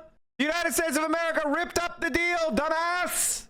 And Joe Biden didn't get a new one. And 19 countries then voted in the Board of Governors in Vienna in the IAEA, the International Atomic Energy Agency, that Iran was in violation of its obligations. First time in 20 years. What did Iran do? It announced escalations of its program, including in that Fordo site. Yeah. So Iran has made terrible choices here. And now the onus is on them to try to come to the table and take the deal that's been offered. Yeah, next 24 hours, next 48 hours, so crucial. Brett McGurk, thank you so much for helping us understand what's happening, probably in the Situation Room as we speak this morning. All right, Chad, I want to give you guys a little bit of Ethan Klein hate for your treat. Imagine being AB right now, the pathetic fucking worm crawling on his knees. All right. Yeah, let's see, Brad. Oh, keep it going. What is this? You brought me a muffin? Ooh. Why did AB bring me a muffin? That's cute. I don't know. AB just brought me a muffin, but I have a question. You're gay. This doesn't have to do with me being gay, does it? Well, that means you're gay. Because you're my muffin. Why did you give me a muffin? Because I got groceries for the office, and we got muffins. What do I look hungry? You just bring me a muffin? I think it was nice. We put it on your card. I figured I offered But you didn't one. even buy it. It's not. I bought this muffin as part of a regular grossing operation. Well, why are you getting upset? I mean, it was a nice gesture. He bought you a muffin. You just say thank you and move on. Yeah. No, but like, you guys can't just come up here and bring me shit whenever you want. Why? Can you imagine being scolded by this fucking twerp every day? It Why should be not? relevant to the show. I can't give you a gift. I can't get you something. Give you a gift? You give him a gift every day with a big red old smooch on his butt cheeks. Think you're kind of ungrateful. What are you gonna? Think you're kind of ungrateful. What are you gonna bring me? Just like, what are you gonna bring me? A bowl of chips? Did you know Yeah, here's some gift-giving- chips. Sometimes I do that. love Sometimes I do language. that. I didn't ask for this. It's a love language, gift giving. Yeah, it's Middle East. Yeah, it's his love language. It's Middle Eastern. You wouldn't understand. You're Israeli. Thing like whenever It's you not a eat, gift. I bought whenever it. you eat, you gotta offer everyone else as well. I don't have enough for everyone else, but you're the boss. so Wait, yeah, I offer was you about first. to say, where's my And you know what? muffin? Muffin could stop us. No, Let me make this wow. clear. He's on a roll with these puns today. Maybe I paid for these, right? Technically. Yeah. Yeah, technically you did. And Not how really. many are there? There are 4. Now there's 2. No kidding. Well, we paid for them. We did. In no way did you pay and we for it. kind of Well, paid for when them. we ordered them on Instacart, we put Yeah. the payment through. Right, yeah. Using whose money? We work here. The company. the place- Again, the company. The company that we are all Employed by. He's like, hey, no, you guys aren't Marsh. This isn't Hassan's show. This is my show. You guys own nothing. And when I decide one day you haven't kissed my ass enough, you're out. Part of. Employed by. You're also employed by the company. Employed with. Yeah, and guess what? I also own it. What a fucking ugh. Who watches this shit?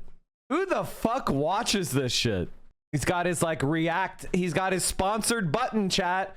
He's got Dan Saltzman sponsoring the button. I guess AB and crew have forgotten about their advocacy for Palestine now, huh? Now that Israel is attacking Iran, they don't seem to have much more.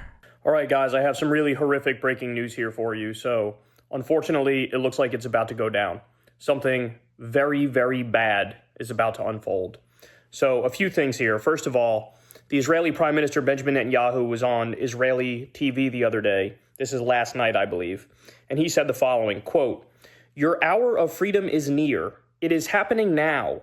80% of the people of Iran despise the regime. Just like Cyrus the Great freed the Jews, now it is your time to be free. Rise up and make Iran great again." So the key part there is your hour of freedom is near. It is happening now. That sounds like it's already been decided and Trump is officially going to enter the war in the sense that you have U.S. planes bombing Iran, potentially U.S. boots on the ground. Here's another one for you. So Israeli News Channel 14 said, Trump is expected to sign a presidential order in the coming hours to join the war. Now, by the way, let's be clear, and I'll come back to this in a second. You can't decide we're going to go to war by executive order. That's not a thing. That's not how it works. Congress decides whether or not we go to war. What the U.S. government has been doing for a long time now is they've been stretching the interpretation of the authorization for use of military force that was used against Iraq in the war on terror. What they do is they just say, anybody we want to attack, they're a state sponsor of terror, therefore we get to attack them under the fucking early 2000s authorization for use of military force. In this context, that makes absolutely no sense. It's wildly illegal. It's wildly unconstitutional because Iran had nothing to do with 9/11, had nothing to do with the war on terror. Zero. So this would be immensely, immensely illegal if you were to do this. And by the way, this is like, you better impeach immediately. Right now, you do have some Congress people scrambling to basically try to block war with Iran through the Congress, through legislation. But we got to go a step further. If Trump actually has American planes in the air bombing Tehran, he's got to go. He's got to go. All debate put aside. I don't care about any dissent whatsoever. This is all systems go, full steam ahead. We absolutely need to make sure this guy is removed from office. Argue vociferously at the top of your lungs. This is unconstitutional. This is illegal. And more importantly, it's immoral. because we all saw the chain of events. We all know Israel was the one that attacked Iran first. We all know who the aggressor is here. There is no plausible deniability that this is some sort of a defensive war. That is nonsense. All right, some more horrible indicators here. Trump orders the National Security Council to be prepared in the Situation Room. He literally left a G7 meeting early. Now, by the way, at that G7 meeting, they had a vote on should we de-escalate tensions in the Middle East. Trump was the lone dissenting voice. He said no de-escalation. We want escalation.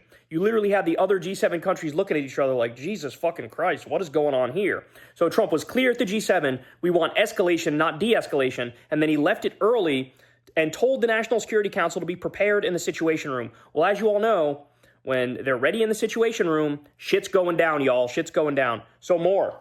All military bases in the U.S. Indo-Pacific have raised their force protection condition from Alpha to Bravo. I heard, chat, oh man, I heard that they were giving American troops lobster and steak. Did you guys hear about this? Now, this is just something I saw on TikTok. So there's videos going viral of the U.S. military being served steak and lobster all over social media. If you're familiar with the military... Does anybody have a link to this? Like the actual video instead of a guy describing the video? Fuck, I can't find it. Hold on. B-52 bombers are now stationed on Diego Garcia. I mean, a B-52 could be detected and shot down. So in I other can't words, find the videos, chat, they're saying higher level of alert because some shit's going down and there might be some retaliatory strikes. So everybody be prepared. That's what that means. All right. We also have B-1B Lancer bomber in the air over the Dakotas. This bomber can carry 75,000 tons or pounds, of cruise missiles and conventional ordnance. One of the most lethal non-nuclear platforms in the U.S. Air Force. So there's a lot of movement right now with U.S. weapons, with U.S. artillery. It looks like it's all being prepared. We have radar data shows multiple U.S. military aerial refueling aircraft heading to the Middle East, escorting fighter jets. So U.S. fighter jets are being sent to the Middle East right now. It looks like Trump has made the decision. We're going to illegally and unconstitutionally get directly involved in war with Iran, not in the sense of, oh, we're just arming Israel and we're funding Israel and they're helping them with shooting down Iranian missiles that are about to land in Israel. No, this is U.S. fighter jets in the air bombing Tehran, a city of over 10 million people. Okay, I have more for you. Remember, Trump said the other day, we talked about this in a breaking news segment, he said, the people of Tehran should evacuate. By the way, the traffic there is fucking horrible. It was 2 o'clock in the morning there when he said that. People were desperately trying to leave. The traffic jams were ridiculous. But now there's a fuel shortage there, so people can't get gas in their cars to leave because Israel bombed the gas they have there. And so now people are just stuck, and it's fucking hell on earth, and they're trying to escape and save their lives. And this is all because our psychotic president decided at 2 a.m. their time to tell everybody to evacuate Tehran because he's going to do an illegal and offensive and aggressive military strike against a city of over 10 million people. Canada is now urging all of its citizens in Iran to immediately leave and go to either Turkey or Armenia. We have the Chinese embassy evacuates personnel in Tehran. So you have all these countries making all these moves because the word is out behind the scenes. Shit is about to go down. We also have Trump is asked about Tulsi Gabbard testifying, and this happened just recently, that Iran is not building a nuclear weapon. Here's what he said in response to that. You ready? Quote, I don't care what she said. I think they were very close to having one. He says what he now wants is Iran, quote, giving up entirely, surrender. I'm not too much in a mood to negotiate. Oh my God. So he's told his director of national intelligence and his own intelligence agencies have concluded beyond any reasonable doubt, Iran is not building a nuke. And he goes, I don't care. I say they're about to have a nuke. So I'm not in the mood to negotiate. Now I need total surrender from them. What does that even mean? If they're not building a nuke, which they're not, isn't that effectively, in a sense, total surrender? Isn't that what you want? And you're still going to attack them? The fact of the matter is, we are the baddies. Israel has always wanted this war. The U.S. has always wanted this war. They want regime change. That's the goal. Make no ifs, ands, or buts about it. But I'm still not done yet. So ready for this? Buckle up for this one, y'all. So Trump posted a message from Ambassador Mike Huckabee. Now, I've warned you guys about Mike Huckabee for a long time. This is a guy who ran for president a few times. He literally said, we should replace the Constitution with the Bible. He is a complete fundamentalist, evangelical Christian psycho. So he texted Trump and said the following, and Trump shared this publicly as if it was like a flex. Mr. President, God spared you in Butler, Pennsylvania to be the most consequential president in a century, maybe ever. The decisions on your shoulders I would not want to be made. By the way, chat, we already read that, so I don't want to hear more. Look up which president dropped the atomic bomb, nuclear weapons, on Japan. Oh, did you find one? Heard it's called the deployment meal. There it is. Steak and lobster. Thank you. People found it. Let's just say getting a huge steak and lobster means there's a war behind you. A war is creeping up on you, honey. If you're not eating shit on the shingle, but you're eating surf and turf, there's a war creeping up behind you. Brothers Defect has steak and lobster. How's it steak and lobster? Trump voter detected. Trump voter detected. How's it steak and lobster? About right. Damn near decent. How's yours? I'm ready for war. We're going to war. I might have to double it. I had to run it back. Brothers Defect. I legitimately think that is a strong indication that we are going to war. I believe that the United States of America and the President of the United States have an obligation to make sure that the region is going to a positive way and that the world is free from Iran that possessed nuclear weapon in the middle of the richest place in oil and gas in the world. This could be a disaster for the world. And I believe that the determination of the American president that have been shown recently will pave the way to America to enter into this very important operation. The president of the United States have the option to change the Middle East and influence the war and influence the world, not only the war, in order to do something that will create a better future for all of us. An obligation for a war criminal. Can you imagine any other government having an indicted war criminal go on CNN for a friendly interview? Like, this fucking country is toast. And we are now getting to the point and the conditions of a French Revolution style reaction. The legitimacy of our elites and our government is cratering, and we are entering the fun zone.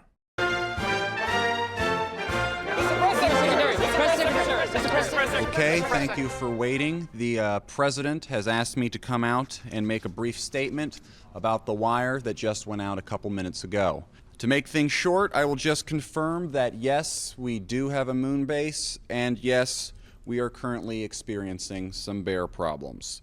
Now, I will open it up if there are any questions. Mr. Press Secretary! Mr. Press Secretary! Mr. Press Secretary! New York Times. Yes. I have a 11-part question. I'm sorry, I only have time for 2. All right, let me get this straight. So the United States government is admitting that we do have a moon base and that there is a bear problem on said moon base. Yes, that is correct. All right, follow-up question. Are you with us? That's a really good question. No, we are not, and I would like to remind everyone to keep the language civilized. This is the White House. Excuse me, Mr. Secretary, Bob Daniels, Newsweek. Mr. Daniels. How long have we had the moon base? And are these bears Earth bears, or are they from the moon? I'm sorry, I'm not at liberty to disclose how long we have had this moon base at this time. We do believe these to be Earth bears. We have no reason to believe these to be lunar bears or even Saturn bears. Todd Albright, PBS. There's Saturn bears? I am also not at liberty to go into the various types of woodland life forms on Saturn or any of the other 12 planets. 9 planets. Right. I've said too much already. What I can show you is the images that have been beamed down to us from the Odyssey satellite system just a couple hours ago. This is the view out of the front door of the United States secret moon base. This was taken yesterday before we discovered the bear problem. And this one was taken just a couple hours ago.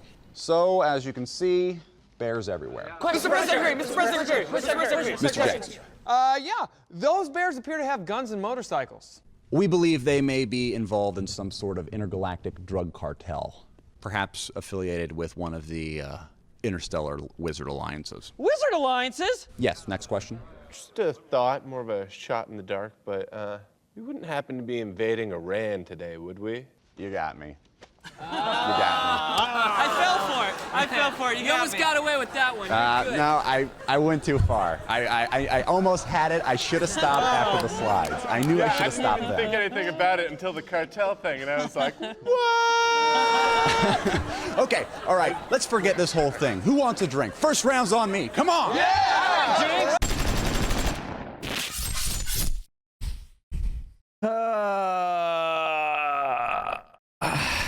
What can he even say? Well, today, chat, what a day. What a day.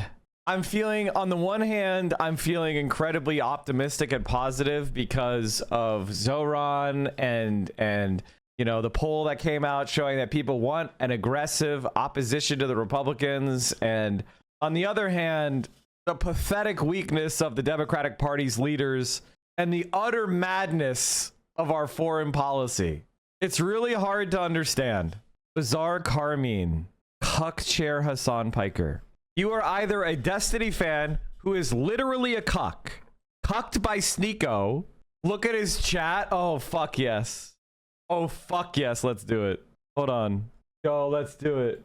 2015 chatter. Wait, I get to hear your voice. Let's go. What the fuck? What just fucking happened? Hello? What the fuck? Would the video game make you mad? Did the video game make you mad? You fell through the ground. You fell through the ground, soy. This motherfucker is calling other people. He's calling other people cucks. He's calling Hassan Piker a cuck. Also, 38 followers. That's rough, man. That's a lot of streaming you're doing. Absolutely no traction. Absolutely no traction at all. That's rough.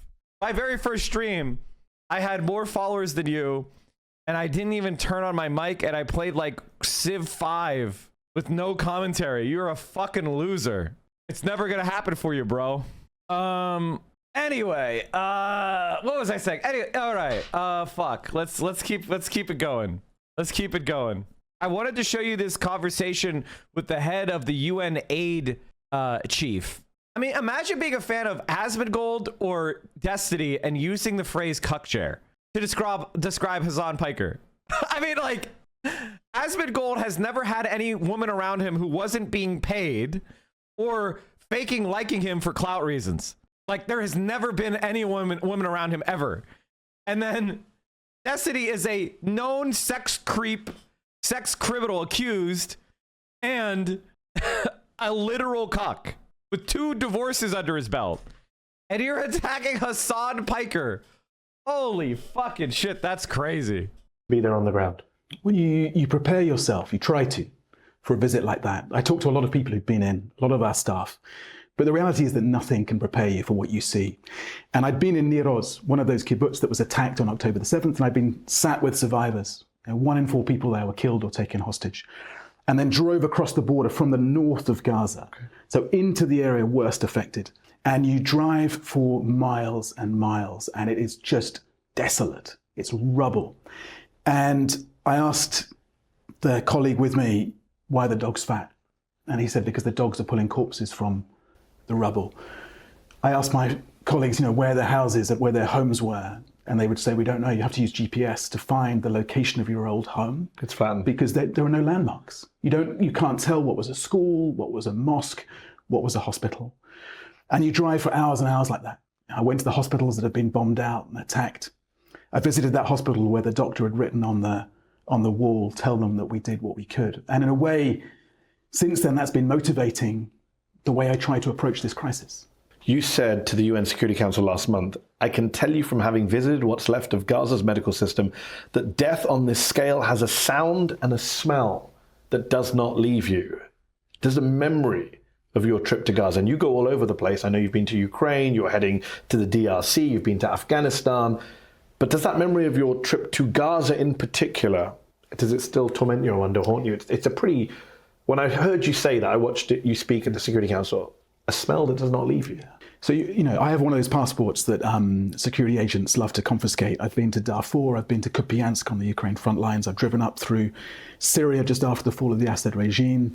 I've just been in Kandahar, Kabul, Kunduz in Afghanistan. I was in Mandalay just after the earthquake. Nothing was as bad as going to Gaza. And it is that smell and that sound of death on this scale and trauma on this scale. So often there is just silence. And you're just walking through these utterly desolate landscapes with people who aren't talking. And you're asking questions and trying to, everyone there, including all of our staff, is traumatized. And so, yes, you do carry that with you. I think about it every single day. I've started therapy myself because I think that it's important that we find ways to deal with these experiences. Of course, because of your job in general or because of Gaza? Because of my job in general, but particularly because of experiences like going to Gaza and seeing death on that. Being with people who have lost everything, including all of their children, sitting with a grandmother who basically watched her kid die in front of her from a sniper attack and bleed out on the road, and nurses get shot as they came to help her. So, look, my experience is nothing like being someone living in Gaza, of course, or living in Darfur, or living in Afghanistan right now. But it's a heavy responsibility because you feel the obligation to share that story because you can't get in. Not just you, Mehdi, but the international media are not allowed in to cover this. Palestinian journalists inside Gaza are being killed in large numbers. And so we do feel this responsibility, this obligation to share these stories. So you have destruction, you have rubble, you have bombs still falling as we speak. Yeah. And then, of course, you have the aid situation. You have the lack of food, water and medicines and the rest. Is Gaza, you went there, this is what you do for a living, you cover humanitarian crises. Is Gaza undergoing a famine right now? And if so, isn't it a man-made famine? Liking this video? Then don't just watch, hit like, share and subscribe. And tap the bell so you never miss a video or live show. But if you want early access to exclusive content, then you have US and Israeli-backed Gaza Humanitarian Foundation, where we're seeing at their aid site, quote unquote, we're seeing killings of Palestinians almost daily right now. You called it last month a distraction and a fig leaf, but isn't it much worse than that? So these are militarized hubs, which is why we don't align with them. It's why I've been critical of them, why the international community, Security Council members, NGOs and others have been very critical. We have to deliver aid in a way which is impartial, neutral, independent. And we don't believe that this does that. We believe this is delivering aid in a way that dehumanizes Palestinians. Just have a look at the photo. Yeah. But also that encourages displacement from people's areas. But it is a distraction because we have a plan.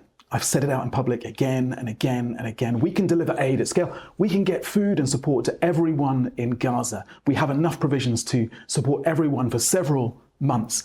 And we've done it before because I've seen us doing it. When I was there in February, sort of halfway through the ceasefire, 42-day ceasefire, we were delivering 600, 700 trucks of essential aid every day. And we were getting it to the communities, to the kitchens, the bakeries, the people who really needed it. So we know how to do this. We do it in the hardest places in the world. And all I'm asking, and all the world is asking, frankly, is let us do our work. Isn't using food, starvation, as a weapon of war a war crime and a crime against humanity? And isn't that what Israel is doing in Gaza? So I'm not a lawyer. And you'll appreciate why I have to weigh my words very carefully, as I did in the Security Council. I have to do it now with humidity as well. It's what we're seeing here is an atrocity. We are seeing levels of starvation which are completely avoidable, given that we have the food there to go. We are seeing the killing of civilians on an extraordinary scale. We're seeing horrific hostage taking as well, of course, by Hamas and the atrocities of October the 7th. Now, this is an utterly grim situation, but it's for long.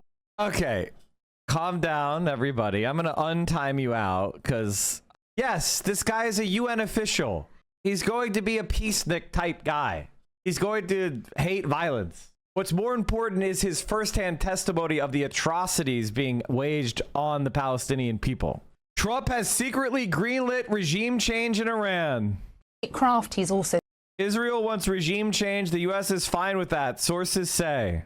Donald Trump is lying about almost everything regarding Israel and Iran. Trump knew that Israel was going to attack Iran, knew the basic outlines of the strategy and implicitly gave the U.S. okay.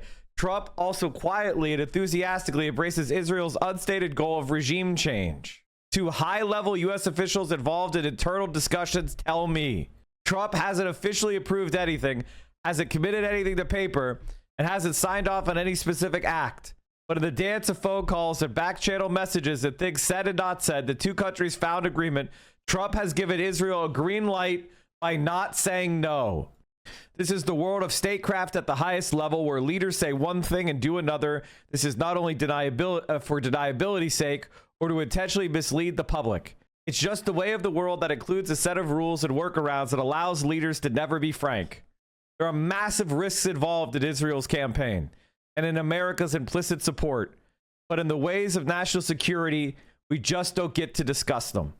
It all started during the Biden administration. The two knowledgeable insiders tell me when Israel first pitched America on the campaign playing out now, fearing escalation of things spinning out of control, fearing the United States getting dragged in, fearing Iranian civilian deaths, Biden vetoed Israel's plan, that is, under the table and off the record, in the shadow world of deniable diplomacy. Washington's lack of assent meant that direct action to operate outside the context of the Hamas war was off the table. Instead, Israel in 2024 carried out a spate of assassinations of extremely high-level adversaries. First, Israel killed Hamas leader in Tehran. Then they bombed an Iranian embassy building in Damascus, killing high-ranking Iranian generals. Israel carried out the devastating pager operation and killed Hezbollah leader Hassan Nasrallah. Nobody expected these operations to be as successful as they were, which emboldened Israel. On April 1st, 2024, Iran attacked Israel in a massive and unprecedented missile and drone attack. Quietly, the U.S. military helped to defend its number one ally. The Arab states looked the other way. The Iranian attack was largely thwarted, which sources tell me came as a surprise to the U.S. government and further emboldened Israel. Even so, Joe Biden didn't want a broader war and the risk it entailed, so he kicked the can down the road to Donald Trump. None of this, of course, began in 2024. Israel and Iran have engaged in a tit-for-tat shadow war for decades, with Iran arming Hamas and other Israeli adversaries. This culminated in Hamas's October 7th attack in 2023, a traumatic event that could not have taken place without Iran's long-standing support and funding. That shadow war is what's at the background of all of this, not Iran's nuclear capabilities, the hobby horse of Washington unwilling to deal with the reality of the decades-long war and the absence of our own policy for finding peace with Iran. What has changed since 2024 is Donald Trump. Trump has dropped the Biden administration's use of the word ironclad to describe U.S. support for Israel, and the president openly favors better relations with rich autocratic Arab states. And yes, there's the additional factor that the president thinks he can negotiate anything and everything, but he has also pursued nuclear talks with Iran. He's warned of the consequences if those talks failed. The president has made clear that Iran cannot have uranium enrichment, Vice President Vance said today. And he said repeatedly that this would happen one of two ways: an easy way or the other way. In reality, while negotiations commenced in secret chambers involving just a handful of principal officials, Trump and his closest advisors talked about Israel's long-standing plan. The lesson Israel took from 2024 is that Iran might be able to bloody its nose, but not destroy it or the region. Not now, anyway. Israel also assesses that its many attacks on Iran's proxies, the emergence of a new Syrian regime, the failure of the nuclear talks, and of course its precise intelligence on Iran's leadership make it this the best moment to act. We now have completed total control of the skies over Iran, Trump blurted out today. His use of the word we, a tell that he is fully behind Israel. It will take a while for the military bureaucracy and, of course, Congress to catch up. The news media will be filled with stories about the contradictions of this and that, about how close Iran was or wasn't to acquiring a nuclear weapon, about World War III and how toppling Iranian regime is just the next Iraq or Libya, right up until it happens, whatever it will be. Everyone should evacuate Tehran, Trump said Monday. President Trump has been unusually tight-lipped about Israel's military campaign. Asked Monday about the possibility of regime change, the normally loquacious Trump said simply, "I want to see no nuclear weapon in Iran, and we're well on our way to making sure that happens." Israel has not yet officially said its goal is regime change. That's part of the game as well. But with much of Iran's military leadership eliminated in lightning-fast strikes of series of strikes this Friday, Israel's objectives clearly extend beyond just halting their nuclear program. According to the IDF, as of yesterday, Israel struck more than 865 targets. The IDF says that 20 plus senior military commanders have been eliminated. Israel is also attacking Iranian missile launchers and says it has already eliminated 120, a third of Iran's force. Aware of Israel's desire to mount a stronger attack, Trump publicly said that he wanted 60 days to negotiate with Iran. I had 60 days and they had 60 days, and on the 61st day I said, we don't have a deal. Israel didn't ask. Trump didn't say no. Israel waited and prepared even more, timing the execution of its campaign for precisely when talks faltered. When laying out a deadline like that, Trump was signaling to Israel, without explicitly saying so, that the United States would not oppose Israel launching their military campaign. In discussions with the uniformed military at the highest level, I'm told only half a dozen generals were involved in the discussion. Everyone agreed that it was wise to keep the U.S. at arm's length from Iran's reprisal in order to best serve U.S. interests. Trump didn't want to antagonize his Arab friends like Saudi Arabia, the UAE, who have publicly come out in support of Iran. The desire to minimize blowback on America is clear in the Trump administration's public messaging.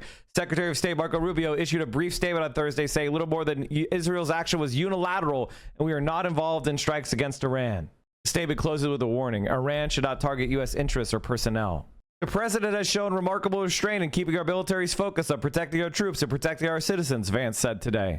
He may decide he needs to take further action to end Iranian enrichment.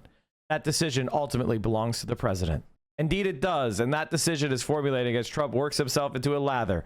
Unconditional surrender, Trump posted today. All caps and all in, at least for now. It is a hellish world when this dance of carefully worded statements, obfuscation, and even denial reigns supreme. Trump, Vance, and Rubio are all lying. But then, that's the strategy. Well, chat, on that dour note, I'm going to end it. Please consider supporting the stream by subscribing. Here's all my links. Thank you, Open Presents, for the 100 bombs. That was crazy. I really appreciate you. And let me just see here if we have anything posted on the YouTube channel. Before you go, everybody. Someone put out a video. Whoa. Calm down. Okay. Why does Israel need Hamas? Okay. That's a short. That's an old short. That's an old stream.